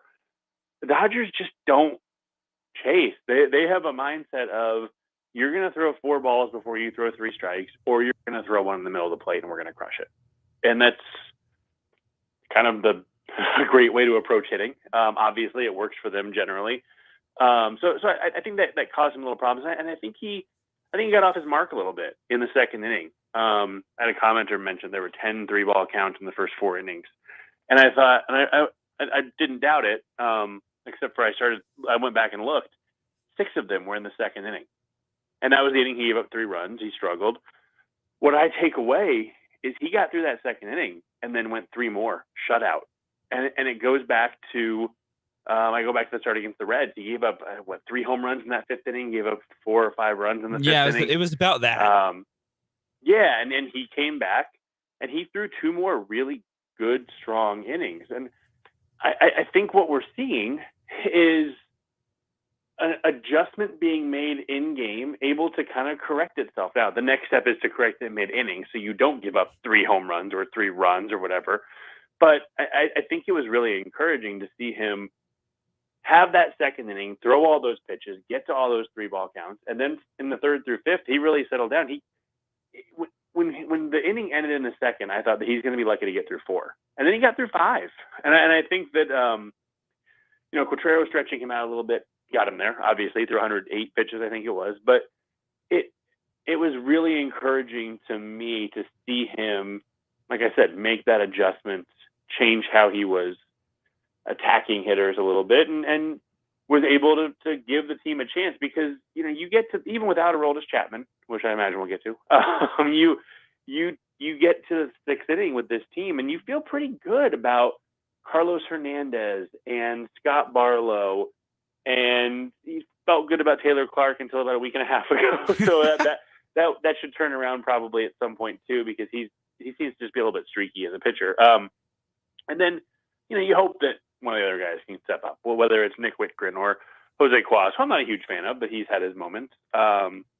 Amir Garrett's back. Those guys. I think that there are options, but you got to get through 5 or 6. This team can't cover many 3 or 4 inning starts, and I appreciate the Lynch got through 5 after that second inning.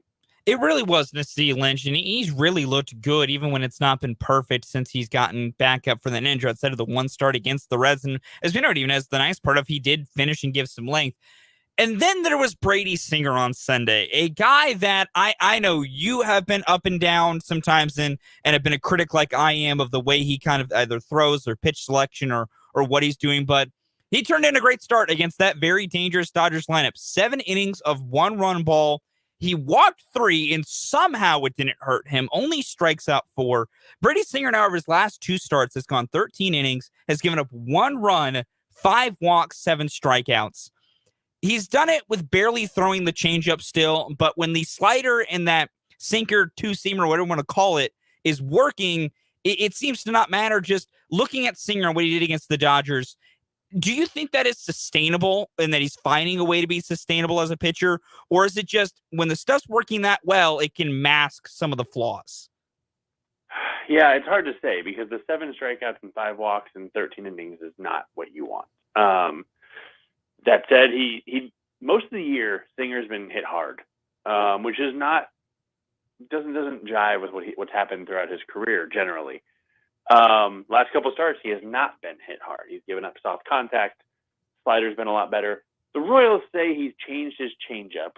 So a changeup on the changeup, I guess. And it's now more of a split change, which is kind of funny because we were watching when he was pitching against I guess it was Cleveland, the start before yesterday. And I was home watching with my wife, and I said, I don't know that he needs a changeup. I think a splitter might be fine. And then after the game, it comes and she was annoyed that I was trying to explain that to her while she was not paying attention to the game. But I after the game, we see, he's throwing more of a split change, and some of these sinkers are showing up, or some of those changeups are showing up as sinkers, and blah blah blah.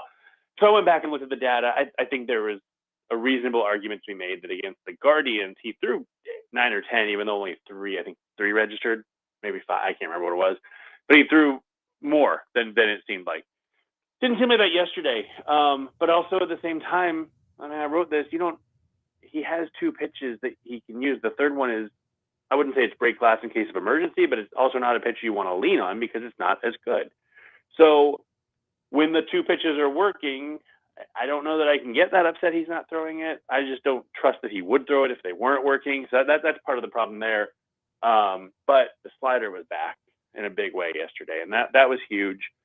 It was I wrote this, and I can't remember what I wrote. I think it was the 3rd most swings and misses he's had on the slider in his career, which against a team that doesn't swing and miss that often. I mean, they whiff a little bit, but they don't chase. That's really impressive. I don't know. I liked what I saw from him, and I wrote last week, you can't have 2 good starts until you have 1. Well, now you can't have 3 until you have 2. And he's got 2. One of them is against a really good offense. He'll face the Guardians again. I would have guessed, let's see, Saturday probably would be his day in the rotation. So, or maybe Friday. I don't know. I can't do calendar math. Yeah, it's Friday. Doesn't matter. So he'll get that team again.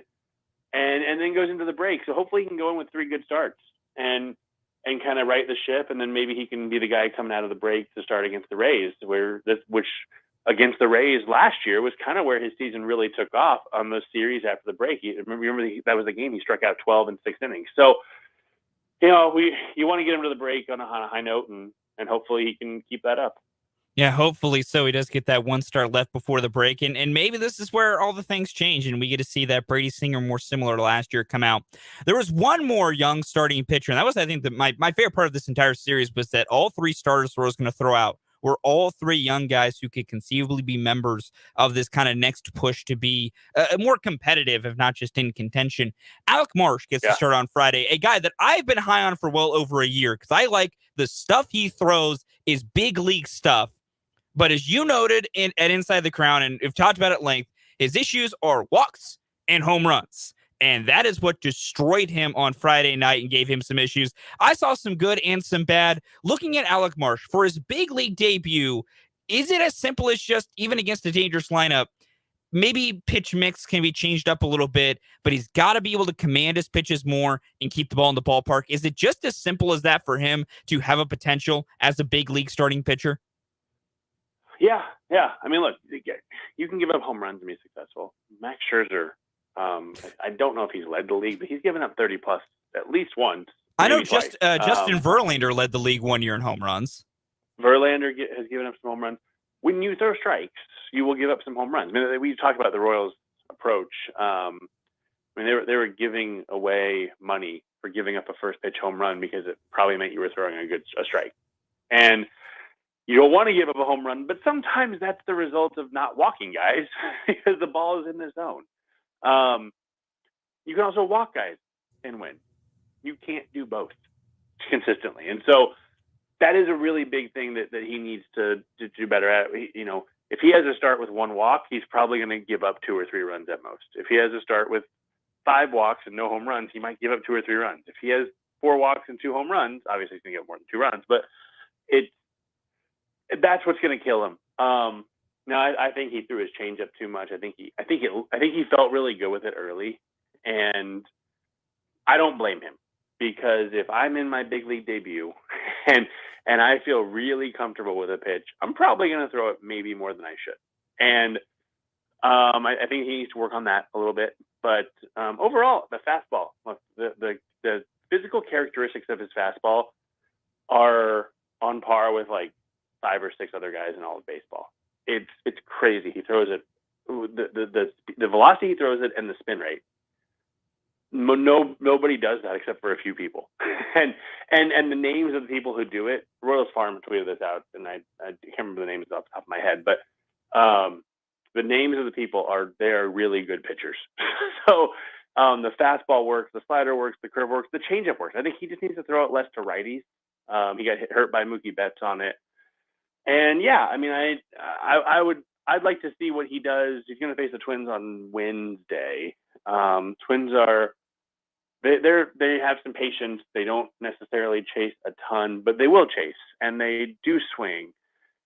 I will be more interested to see the results against them than I was against the Dodgers. I thought the stuff was interesting and made me excited for Wednesday. I will say, just on that, do we know for sure it'll be him and over Lyles coming up on Wednesday? Do we think Lyles will be healthy enough? Yeah. They pushed Lyles to Thursday. Okay. So, I must have missed that in the downfall of Twitter and not being able to figure out what news is going on. Right. And so, I think they're going, it's a quasi 6-man rotation, because Austin Cox goes tonight, then Greinke tomorrow, and then Marsh, and then Lyles. So it'll be interesting to see, do they, I guess I'm trying to think. So Marsh would be done before the break. I wonder if they send him down for a bullpen arm just because they wouldn't need him until, if they are planning on keeping him in the rotation, they could theoretically send him to AAA, bring up a bullpen arm, and then bring him back only a couple days behind his next scheduled start just because of the All-Star break. So that'll be interesting to see how they handle that. But yeah, it's going to be Marsh on Wednesday and Lyles on Thursday. Oh, that is good to hear. I want to see what Marsh does in his second start. Going off the, I guess not recapping the games here, there is something you alluded to that we do need to discuss since the last time we chat, Dave. Aroldis Chapman's no longer a Kansas City Royal. They finally began the trading dominoes, so to speak. Aroldis Chapman is now a Texas Ranger. The Royals' return was Cole Reagans and Rony Cabrera. Let's start with Reagans, a pitcher who's had some time in the big leagues. Mixed views on how people like him.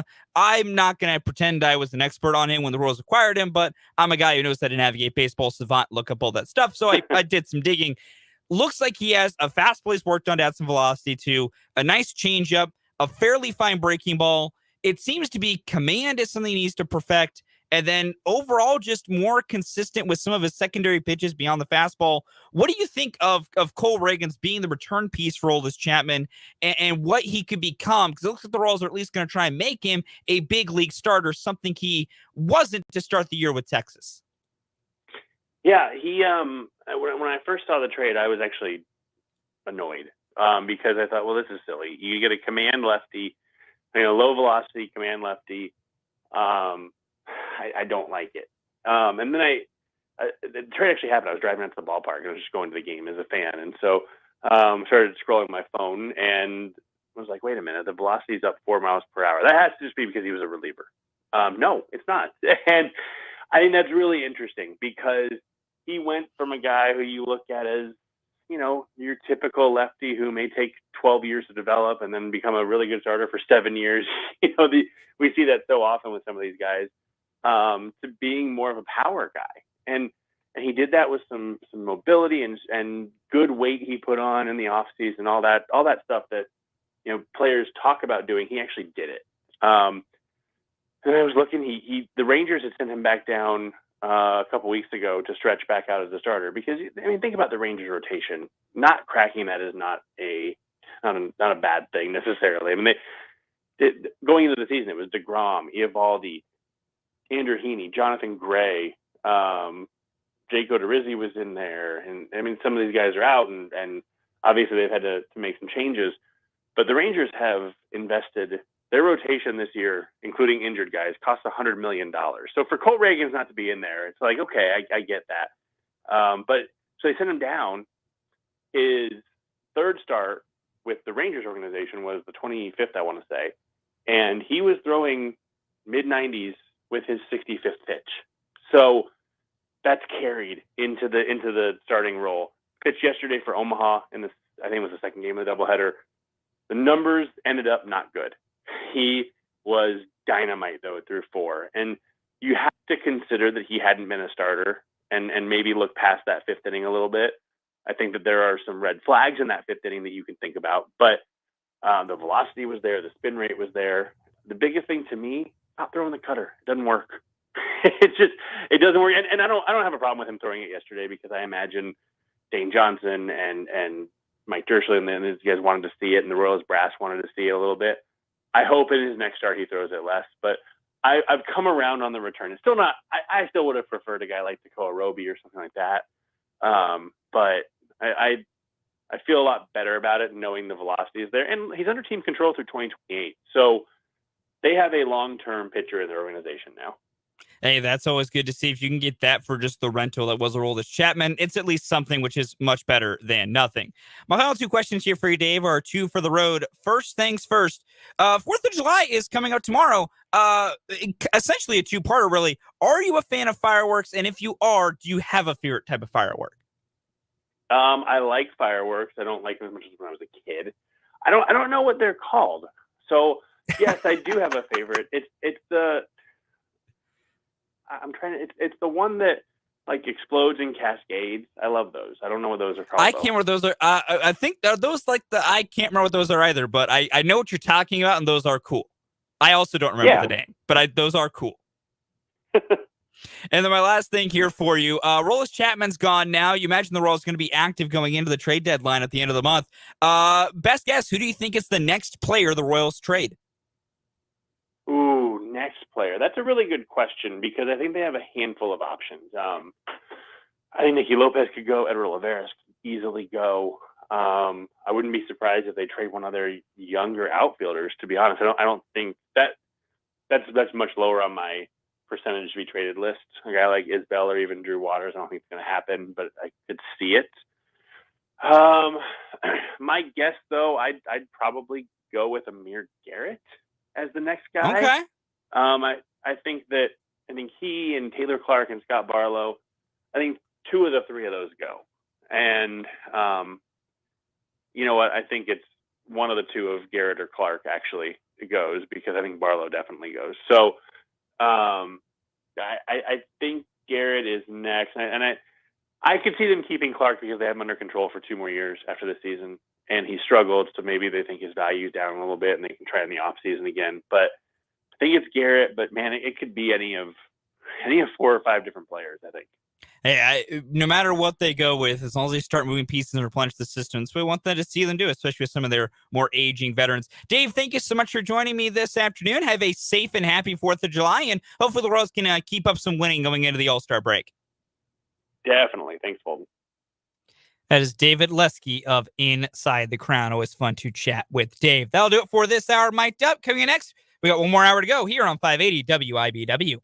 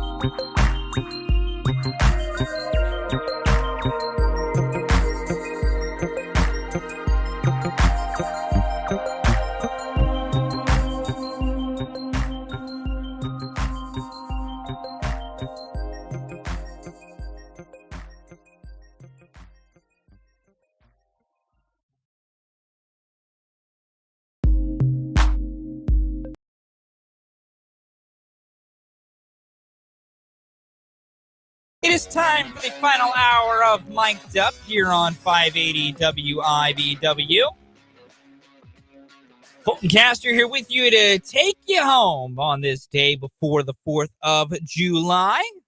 Hopefully everybody enjoys their time off tomorrow. If you have time tomorrow, I know probably not everybody. There might be a few random people here and there who do. Most people have the day off tomorrow. We are off tomorrow. I've said it a couple times, but I'll just add it again here. No Mic'd Up tomorrow. No 580 Sports Talk tomorrow on the 4th of July. We are taking the day off to relax, enjoy the summer, watch afternoon baseball. That's what I'm doing because pretty much every game tomorrow is afternoon baseball, including the Royals. Speaking of the Royals, we do have Royals baseball coming up today on 580 WIBW. First pitch between the Royals and the Minnesota Twins is set for 7:10 p.m. from Target Field in Minneapolis. 7:10 first pitch, 6:30 pregame right here on the Sports Voice of Kansas, 580 WIBW. So 580 Sports Talk will take you from 3 to 6, and a little 580 Sports Talk overtime will get you all the way to Royals pregame coming up at 6:30 tomorrow. Royals and Twins will go with a 1:10 first pitch, an afternoon start for the 4th of July. That'll be a 1:10 first pitch, so 12:30 pregame right here on 580 WIBW. I want to thank David Lesky for coming on at the bottom of last hour to chat all things Royals. Always good to chat with Dave, especially when we actually have good Royals news to talk about. That is not often, but it's enjoyable, and it was a fun series, and hopefully the Royals can continue that momentum from their series victory over the Los Angeles Dodgers going into their battle with the Minnesota Twins coming up this evening. So far this year, the Royals have won just one game against the fellas from up north. To wrap up my tip today, coming up in the final hour, we're going to preview that series for the Royals and the Twins, mainly look at game one tonight, but also just take a broader look at the series as a whole as the Royals begin the final sprint towards the All-Star break. The All-Star game is a week from tomorrow. The Home Run Derby a week from today, as we got just a little tidbit here.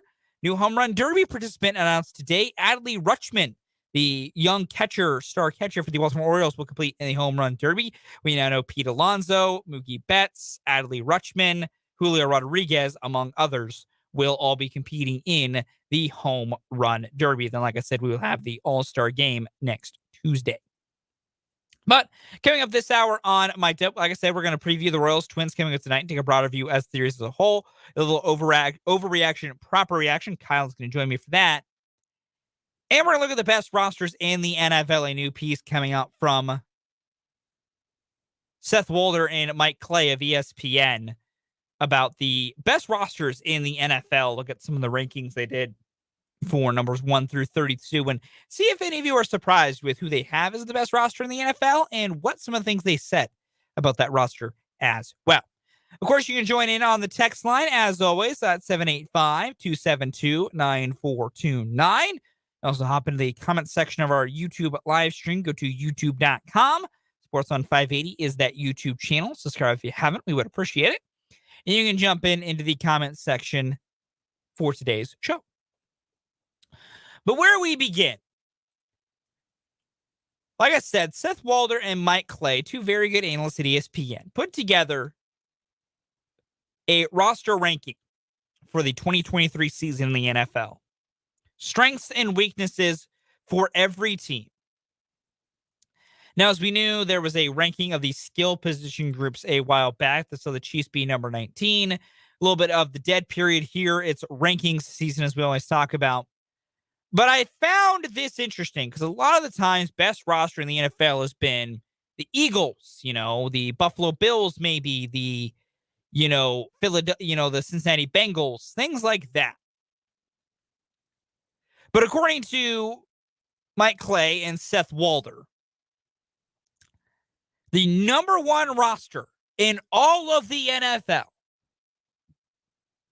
goes to the Kansas City Chiefs, which from the same site that had them in the 19th best skill position group, I found that interesting, but also different writers, different opinions, different methodologies. Not going to hold a grudge. But Mike Clay and Seth Walder putting their numbers together and some of the other things believe the Chiefs have the best roster in the NFL. Their strongest unit, because they have the strongest unit, the weakest unit, an X factor for 2023, and then a non-starter to know. Which for the Chiefs, 3 of these 4 spots are interesting in what they chose. The least interesting is strongest unit because it will not surprise any of you here. They say the strongest unit for the Chiefs is the quarterback. The little blurb on that, they say, does this even need an explanation? Kansas City's franchise player Patrick Mahomes has already won league MVP, the Super Bowl, and Super Bowl MVP 2 times each. He achieved all 3 of those last season, despite the 2022 offseason departure of elite wide receiver Tyreek Hill, spending himself as the league's best player at only 27 years old. Mahomes' dominant reign is far from over. That is from Mike Clay at ESPN. That surprises literally no one here. Like, none of you listening, none of you watching online, it should surprise none of us. The best factor about the Chiefs is that they have Patrick Mahomes under center. That is just a straight up fact. And it's always nice to see that other writers are not trying to get creative with their takes or their clicks. It's just, no. Simple as put, the strongest unit for the Chiefs is that they got 15 under center. But the rest of the way got interesting for me. The weakest unit for the Chiefs, which going into this, I assumed, weakest unit, wide receiver. Obviously, that's what everyone keeps saying. But Mike Clay disagrees. To Mike Clay, the weakest unit for the Chiefs this year is safety. The Chiefs said goodbye to Tyrann Mathieu after the 2021 season and moved on from Juan Thornhill this past offseason. Justin Reed, who replaced Mathieu and played 97% of the snaps last season, is a good starter, but the defense will be counting on journeyman Mike Edwards, second-year player Brian Cook, or day-3 rookie Shamari Connor to step into the other starting role. That is, again, from Mike Clay. It was refreshing to see a discussion of Chiefs' weaknesses not include the wide receiver room, because as we've gone on length about that, at least personally, I think the room is better than people think. And if you have 15 under center, it matters. And if you have 15 under center, you have 87 out at tight end. It's just a lot easier to do certain things, and it's less of a big deal of what the Chiefs specifically have at wide receiver. So it was nice to see something a little different, because I think I've talked about, I think that's the weakest spot on the defense, at least, is safety, because you have a lot of unknowns. Justin Reed played well last year, but not great.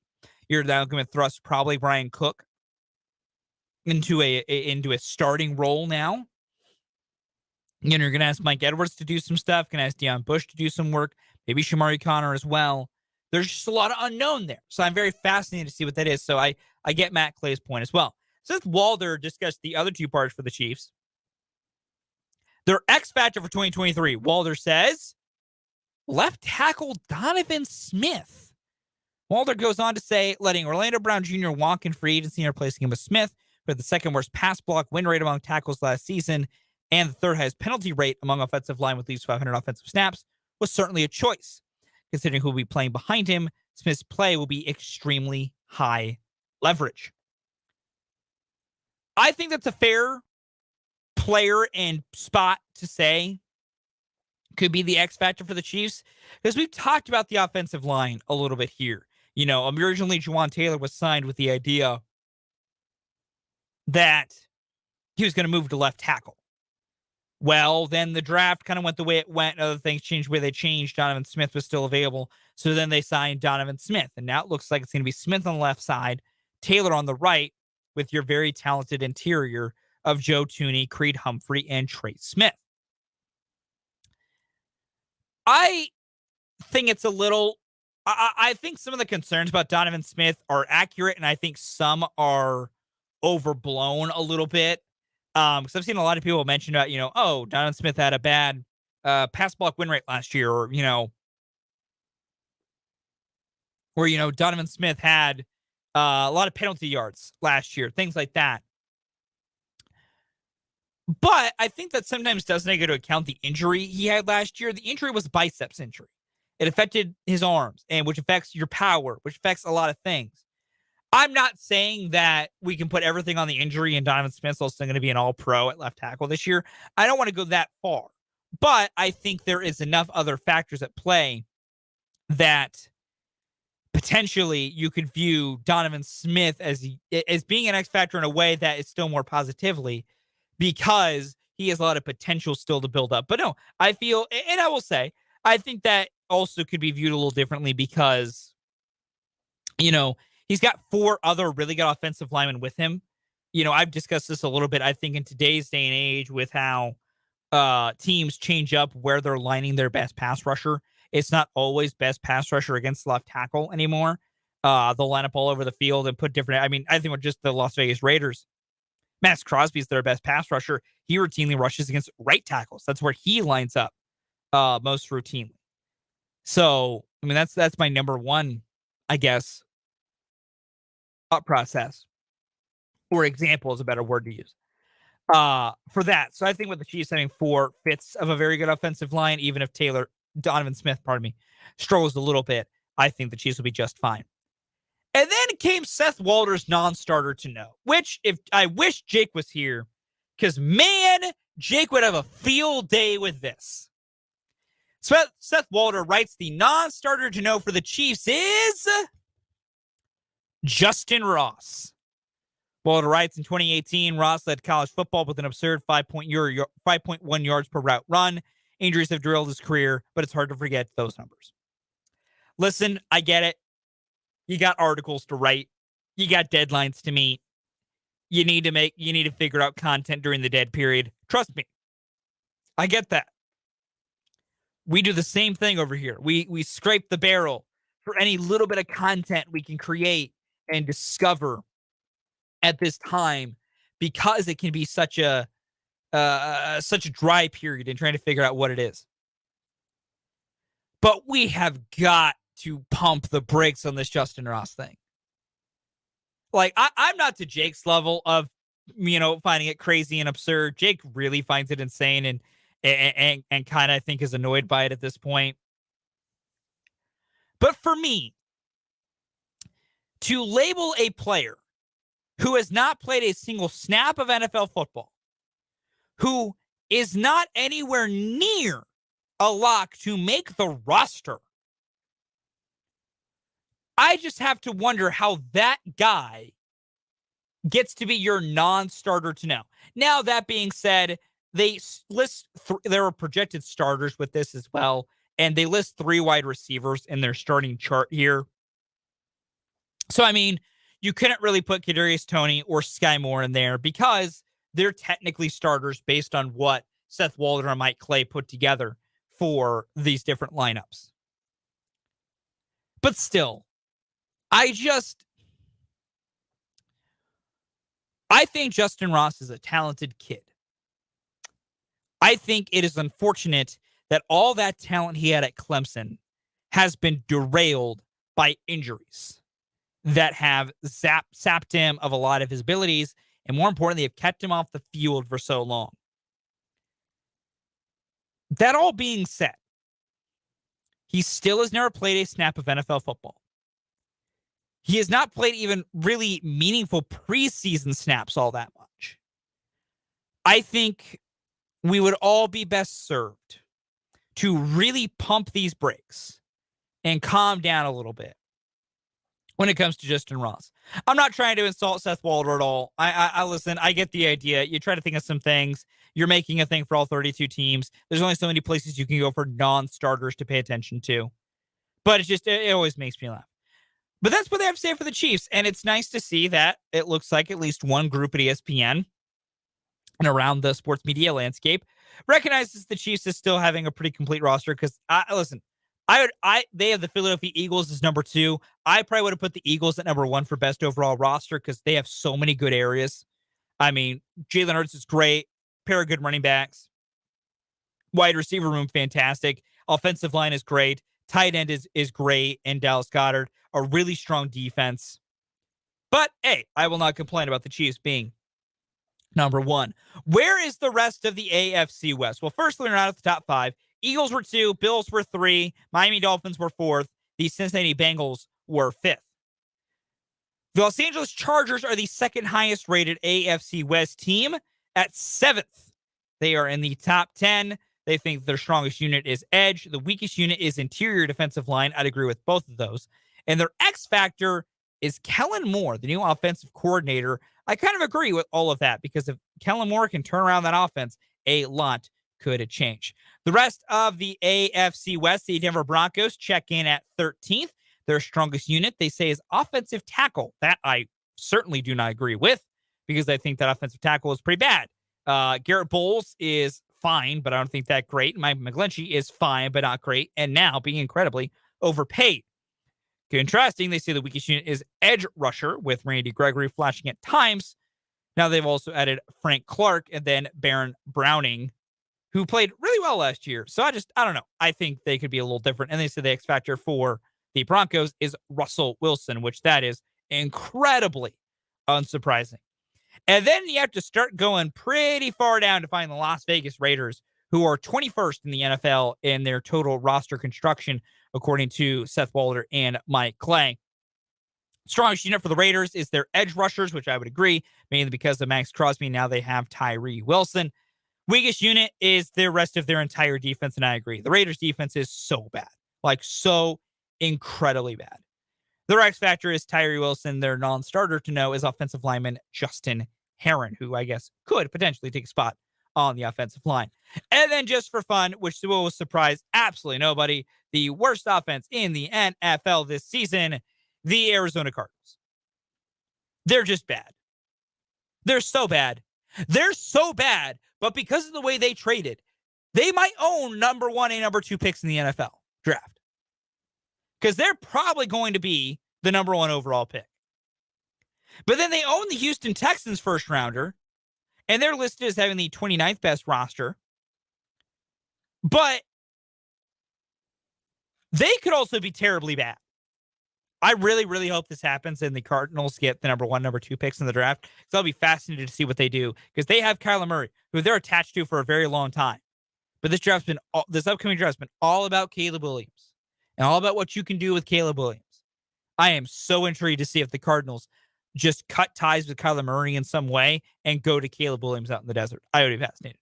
But the Chiefs, best roster in the NFL. Very fascinating piece from Mike Clan, Seth Walder, and I'm with it.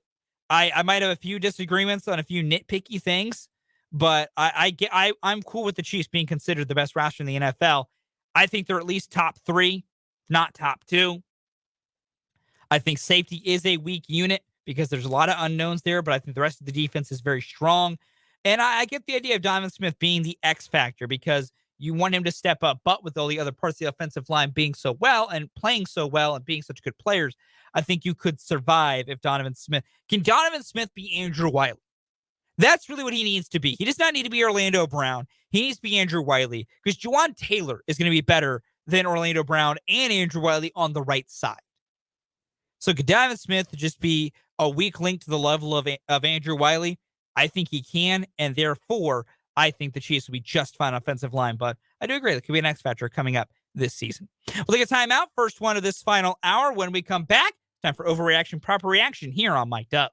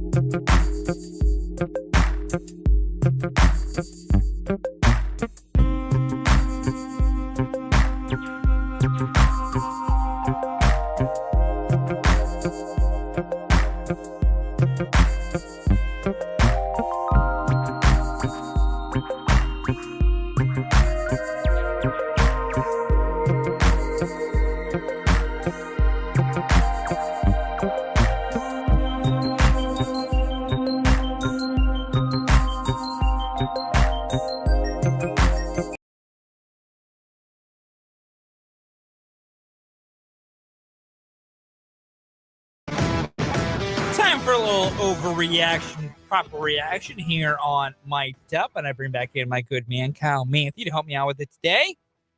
Kyle, you're an NBA guy, so it means I get to use NBA topics when you're on, which is a rare thing we get on this show.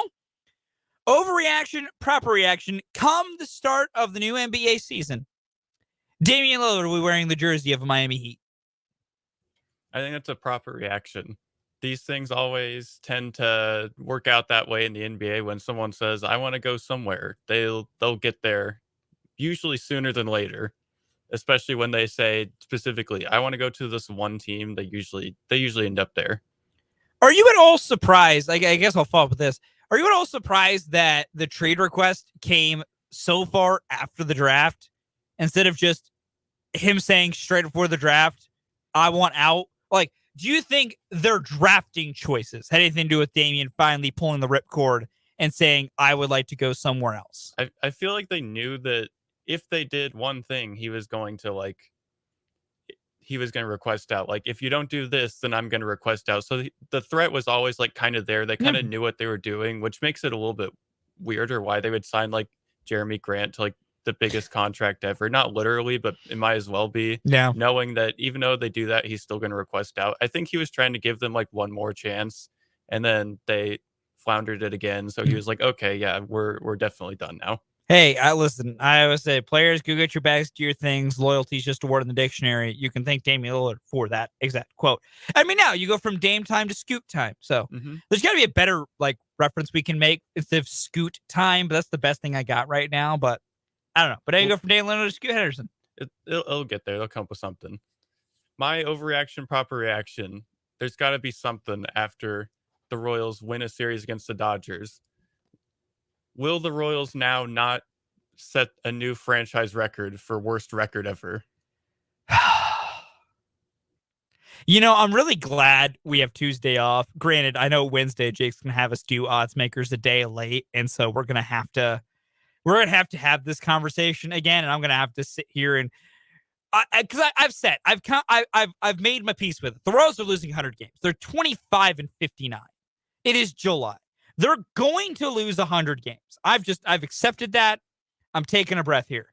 Their franchise record for losses, and I always make sure I get this right, is 106, which means they'd have to lose 47 more games to tie that, 48 more to break it.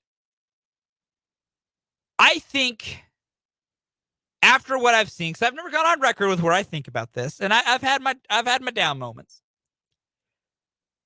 Man, because you have to win. How many games do you have to win? That's 56 wins to even get to 56 and 106. They're at 25. So you'd have to win 31 more games. I think it is an overreaction to say that they will set a franchise record for losses. I think they might tie it, and we're going to dance close. But if they can take 2 from the Dodgers, like this, technically you're at least 1 win up in the column here in wins you were expected to have. Because at the best, you were thinking they were going to win it only 1 game against LA, if that. No one got a soul penciled in for 2. So you're at least 1, if not 2 wins up in the column. So I think they could get to 56 or 57 wins. They're going to lose 100 games. I don't know if they'll break the franchise record for most losses. They're going to get really close.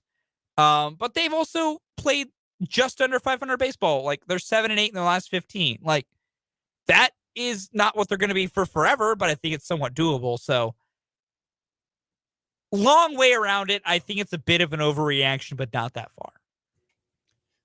I'd say going into the series against the Dodgers, at least in my mind, they were definitely going to set the record, like without a doubt. Yeah. And even now after, I think it's an overreaction to say that the last series would indicate that they're not going to set the record. I still think they will. I think that it's just kind of baseball just kind of happened and they won some games against the Dodgers. It happened to be the Dodgers who are they have a big name, but they're not like the best team out there. So I still think that it'd be an overreaction to say that they're not going to set the record. Okay, that's a fair point. That's a very, very fair point. With it being the 4th of July, I feel like this needs to be asked, which might spark a bit of a debate amongst us two, and also could spark a debate amongst the listeners. Overreaction, proper reaction, with the 4th of July being tomorrow. 11 o'clock is the appropriate deadline for fireworks to end. And fireworks after 11 p.m. are obnoxious and rude. I think 11 is a good deadline. I think that's a proper reaction. Thank you. I think if you're complaining like before 11, if it's like closer, like 10:30 and after, like if you're complaining, like, yeah, I get it. But if it's like anywhere before then, it's like you're just gotta deal with it.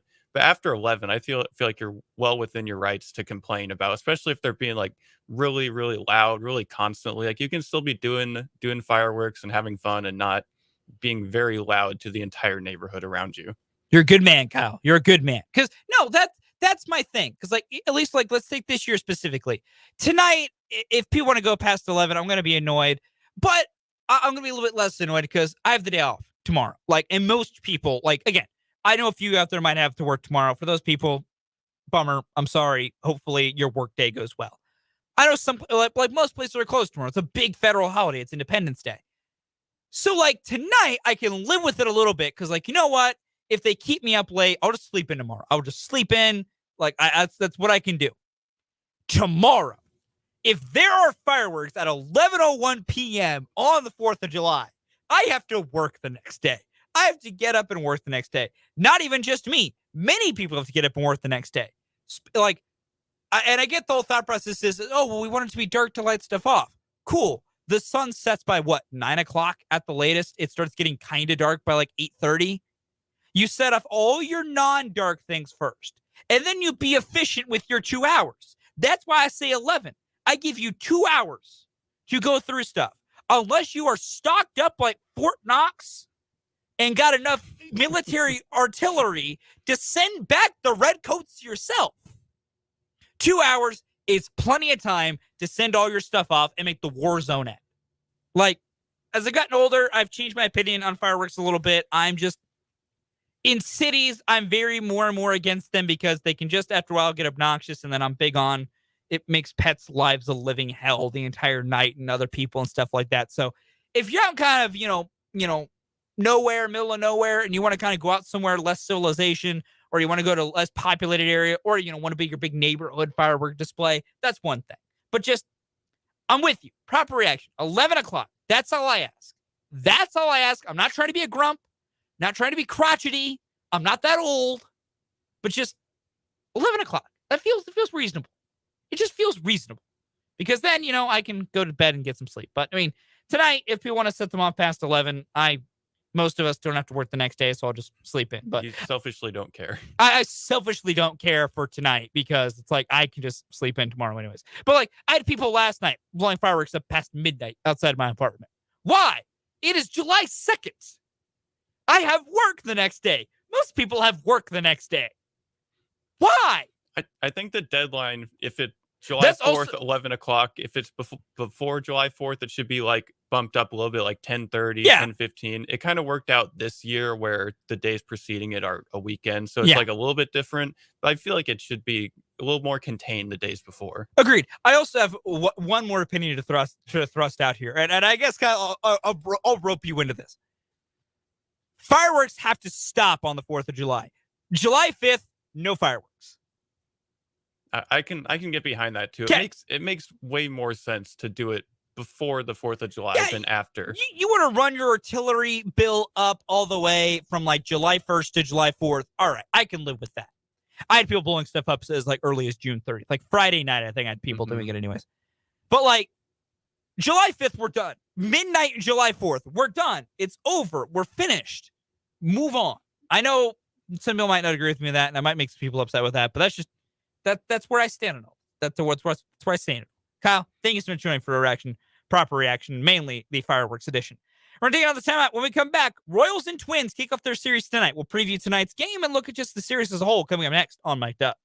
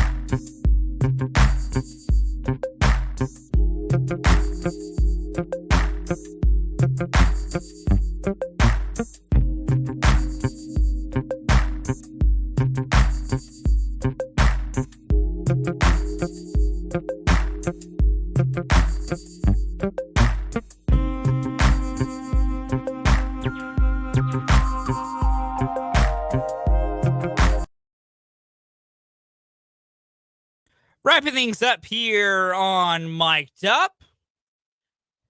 Just about 20 more minutes or so to go before I hand things off to the guys at 580 Sports Talk. Royals and Twins. Royals begin a series tonight up in Minneapolis at Target Field. It'll be Austin Cox and Joe Ryan tonight. Austin Cox will have his second big league start. His first one against the Cleveland Guardians didn't go perfect and included a grand slam to Jose Ramirez. That was a bummer. But Austin Cox will try and see what he can do in this matchup tonight against Joe Ryan and the Minnesota Twins. I mentioned this before. Joe Ryan, a very fine pitcher for the Minnesota Twins. He's had his last three starts. Two have been very bad, and sandwiched in between them is a complete game shutout. Like Joe Ryan in his last three starts, I'm going to get them pulled up here for Mr. Ryan as things kind of go with some time. Because on the year, as I mentioned earlier, 3.44 ERA. But his last three starts, he took on Detroit, 7 innings, 6 runs. Took the loss. Then he took on the Boston Red Sox and threw a 3-hit shutout. 9 innings, 3 hits, 9 strikeouts, no walks. Lowered his ERA to 2.98. And then in his last start against the Atlanta Braves, a.k.a. the hottest team in baseball, he went 3 innings, gave up 6 runs on 9 hits. Did not walk anyone, but struck out 5. And more importantly, beyond not walking anyone, Joe Ryan does not walk a soul. He has not walked anybody in his last 3 starts. He has, on the year, 105 strikeouts to 15 walks. His walk rate is 3.9%. He is at Zach Greinke levels of not walking a soul, which is just really impressive, particularly considering he's a young pitcher, just 27 years of age, just freshly turned 27. In his career, he has pitched the Royals incredibly well. He has faced them once this season, went 6 innings and got a victory, allowed just 1 run in those 6 innings. In his career against the Kansas City Royals, as I also pulled that up for him, he has faced the Royals 5 times, 5 starts. He is 5-0 with a 1.20 ERA. His best record and ERA against any opponent is the Kansas City Royals. The Royals just do nothing against Joe Ryan. That's why I am not incredibly optimistic that the Royals win their third straight game today. Again, it has really not a lot to do with Austin Cox. It doesn't have a lot to do with what I think the offense can do. It's just Joe Ryan is a very good pitcher.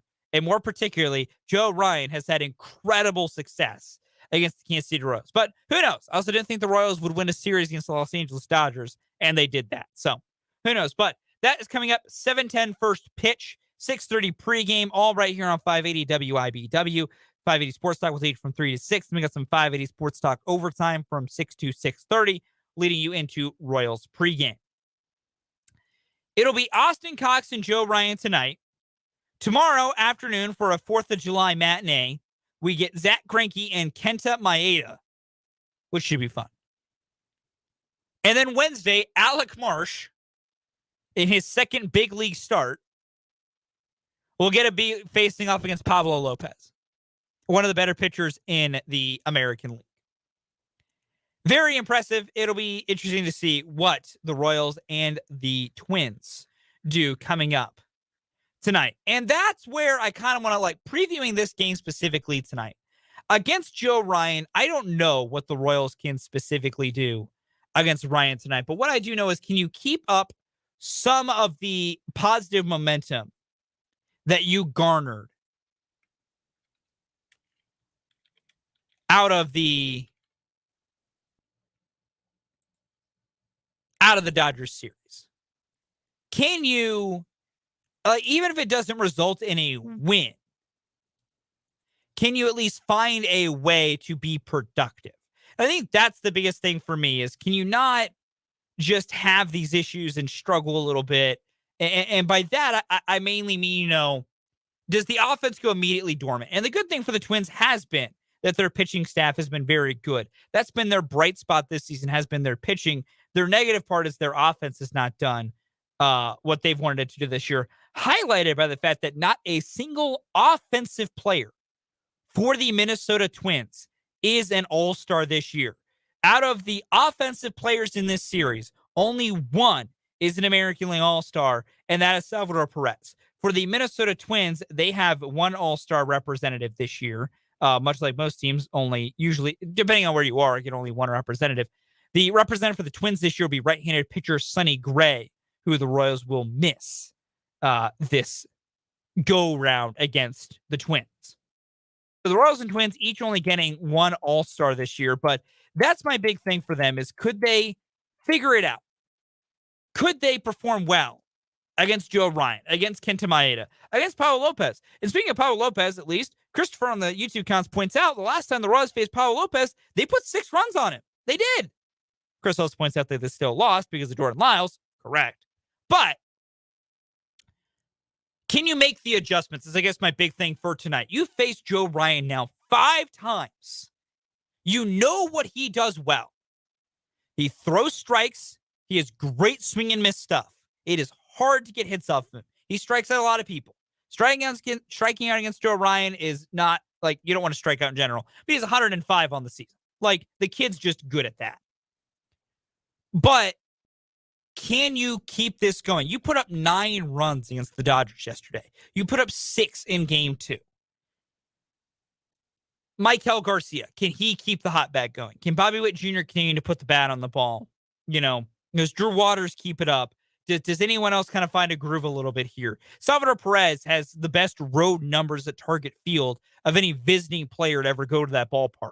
Can going to Target Field maybe snap him out of it a little bit? That's the overall thought for me in this entire series.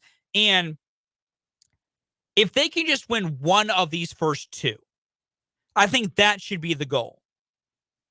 Because, yeah, last time you faced Pablo Lopez, you put up 6 runs on him, but he's also pitched really well against you before. So I don't know which side that goes to. But the bigger thing is, it would just be really a bummer to follow up the series win over the Dodgers with 2 immediate losses to Minnesota. That's kind of where I go to it with the, can you get one of these first 2? Because it's one thing if you lose tonight, but if let's say you lose tonight, but you win tomorrow afternoon, you've won 3 of your last 4. That's I've talked about it before. It's the positive momentum. It's the vibes, to use the kids' phrase. It's the vibes. You want to keep positive energy going into the All-Star break because the Royals, these guys know it. By the way, Junior's made open comments about it before. Vinny's talked about it a little bit too. They know that they are a really bad team when it comes to win-loss record. They believe in themselves, to an extent, and, they're not going to say that they're just bad players. They know they have a lot of potential, but they recognize what their record is and what that creates the perception to be and all these different things. So I think it'd be so beneficial to the Royals if you can go into the All-Star break with just a little bit of momentum. You got it in that Dodgers series. Keep it going forward. This isn't momentum needed to, this isn't just about, not setting a franchise record for losses or finding a way not to lose 100 games. This is just, can you build bit by bit, brick by brick on positive success and turn it into more positive success? Can you be competitive in all three of these games against the Minnesota Twins? Their pitching has really given the Royals trouble most of this season. Can you do something to Joe Ryan? Can you at least get him out of the game early? Find a way to be patient, drive up the pitch count, if anything. So even if he, only gives up 1 run or 2 runs, can you make that happen in 5 innings because you ran up the pitch count? You fouled off a bunch of pitches. Different things like that. Offensively, I want to see if Michael can stay hot. Can Bobby stay hot? Can Drew stay hot? And then can they get some help from the guys around them? And then pitching-wise, 2 of the 3 starters are young guys. You're going to get Cox, Greinke, and Marsh in this series. What does Austin Cox do this second go-around? He faced his real first bit of adversity as a big league player in his first start of the season. When he faced the Cleveland Guardians, he ran into some trouble. And part of it was command. Issued far too many walks. They gave the big home run to Jose Ramirez. That ended up being the only runs he gave up in those 4 runs on 1 swing. But the command was an issue. Throwing strikes was at times the problem. Can he rectify that? That's what I'm looking for Austin Cox tonight, is just how much can he take what he learned from that first start, learn from the issues he had against the Guardians, and move forward. That's what matters. That's the building blocks. Same thing for Alec Marsh. You struggle with walks and home runs against the Dodgers.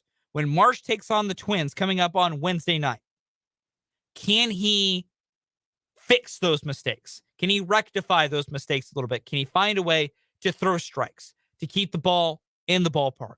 Find those different ways to go forward, because that's the important part. That's what you want to see going forward. That's the important things you want to see that can help your team play a lot better and try and do different things and trying to figure out what you're trying to do and figure out what you want to do going forward. I don't know what that'll be for the Royals. I don't know if they're going to be able to keep it going a little bit. I don't know what that offense is going to look like tonight, but it just feels like they can find a way to play. If they can find a way to at least be competitive tonight, that'll be helpful and go a long way for the Royals in figuring out what they can do going forward. There is a bit of, I'm going to call it minor Royals news, but the Royals did announce a little bit of some roster shuffling today at the big league club and the minor league club. On the big league club, outfielder Diego Hernandez, who is on the 40-man roster, has been returned from his rehab assignment. He's also been reinstated from the 60-day injured list. He has been optioned to Quad Cities. That's the Royals High A affiliate. Don't know if we'll see Diego at all coming up this season. He was starting to really turn it on down in the minor leagues, was going to be getting some flashes up at the big league club, at least in spring training, and then suffered a knee injury that kind of derailed everything. And then the note that does affect the big league club, left-handed pitcher Josh Taylor has been transferred from the 15-day injured list to the 60-day injured list. That is how some spots in the 40-man roster open up to get Diego Hernandez back on the 40-man roster and down at Quad City. So Josh Taylor now goes to the 60-day injured list. Has not pitched since, had a rough outing, then went on the 50-day injured list with that injury, and now he's now on the 60-day injured list. So don't know if we will see Josh Taylor the rest of the way. Being transferred to the 60-day does not give great signs that Josh Taylor might pitch at all the rest of this season. But Royals and Twins tonight, I will probably to a level punish myself by watching every inning of it this evening, but after that series against the Dodgers, I'm not trying to say, that all of a sudden we should believe they're world beaters. We're not. We shouldn't. They have 25 wins. They're 25-59. But young pitchers, watching them start is always important. Seeing what the young pitchers can do is always a good sign and always something you can try and take away from. And then, like I said, who knows? The Twins aren't world beaters. Their offense is a problem. Their pitching staff is great, but man, they have struggled to do anything with their bats this year. So maybe these Royals pitchers can do something with that and use it to build some confidence and do some good things as they sprint into this final 7 games going into the All-Star breaks. They got 3 against the Twins starting tonight up in Minneapolis. Then they head to Cleveland and Progressive Field for a 4-game set with the Guardians to wrap up things going into the All-Star break. We'll take our final timeout. We have the mic drop coming up next.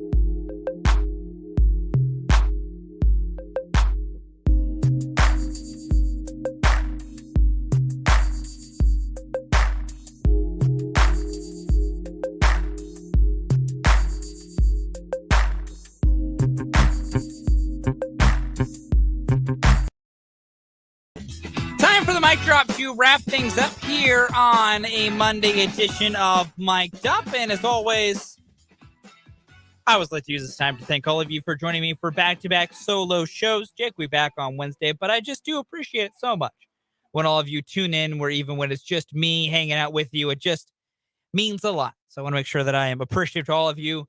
But moreover, simple as that, Royals took 2 games from the Dodgers. They took 2 of 3. The Royals are 8-7. Is National League West this season. They took series from all 3 teams in the National League West based in California, took down San Francisco, took down San Diego, took down Los Angeles. The American League teams from California, it's a different stories with the Angels and the Athletics. We're not gonna talk about those ones. Those are less fun. But overall, the Royals took 2 from the Dodgers. It was awesome. They got a matchup tonight. Austin Cox, Joe Ryan in Minnesota. at Target Field in Minneapolis. Should be a lot of fun and a lot cooler for the boys in blue up north than it is here right now, because, man, it has been a warm one. Thank you again, everyone, for joining me on Mic'd Up, both on Friday and on today. We are off tomorrow for the 4th of July. No Mic'd Up, no 580 Sports Talk coming up tomorrow. We'll be back on Wednesday at our usual times of noon to 3 and 3 to 6. Remember, Royals pregame begins at 6:30 right here on 580 WIBW into a 7:10 first pitch. 580 Sports Talk from 3 to 6, and 580 Sports Talk overtime from 6 to 6:30. Have a safe 4th of July, everybody. Hope you have a good time off, and we'll see you on Wednesday coming up on Mic'd Up.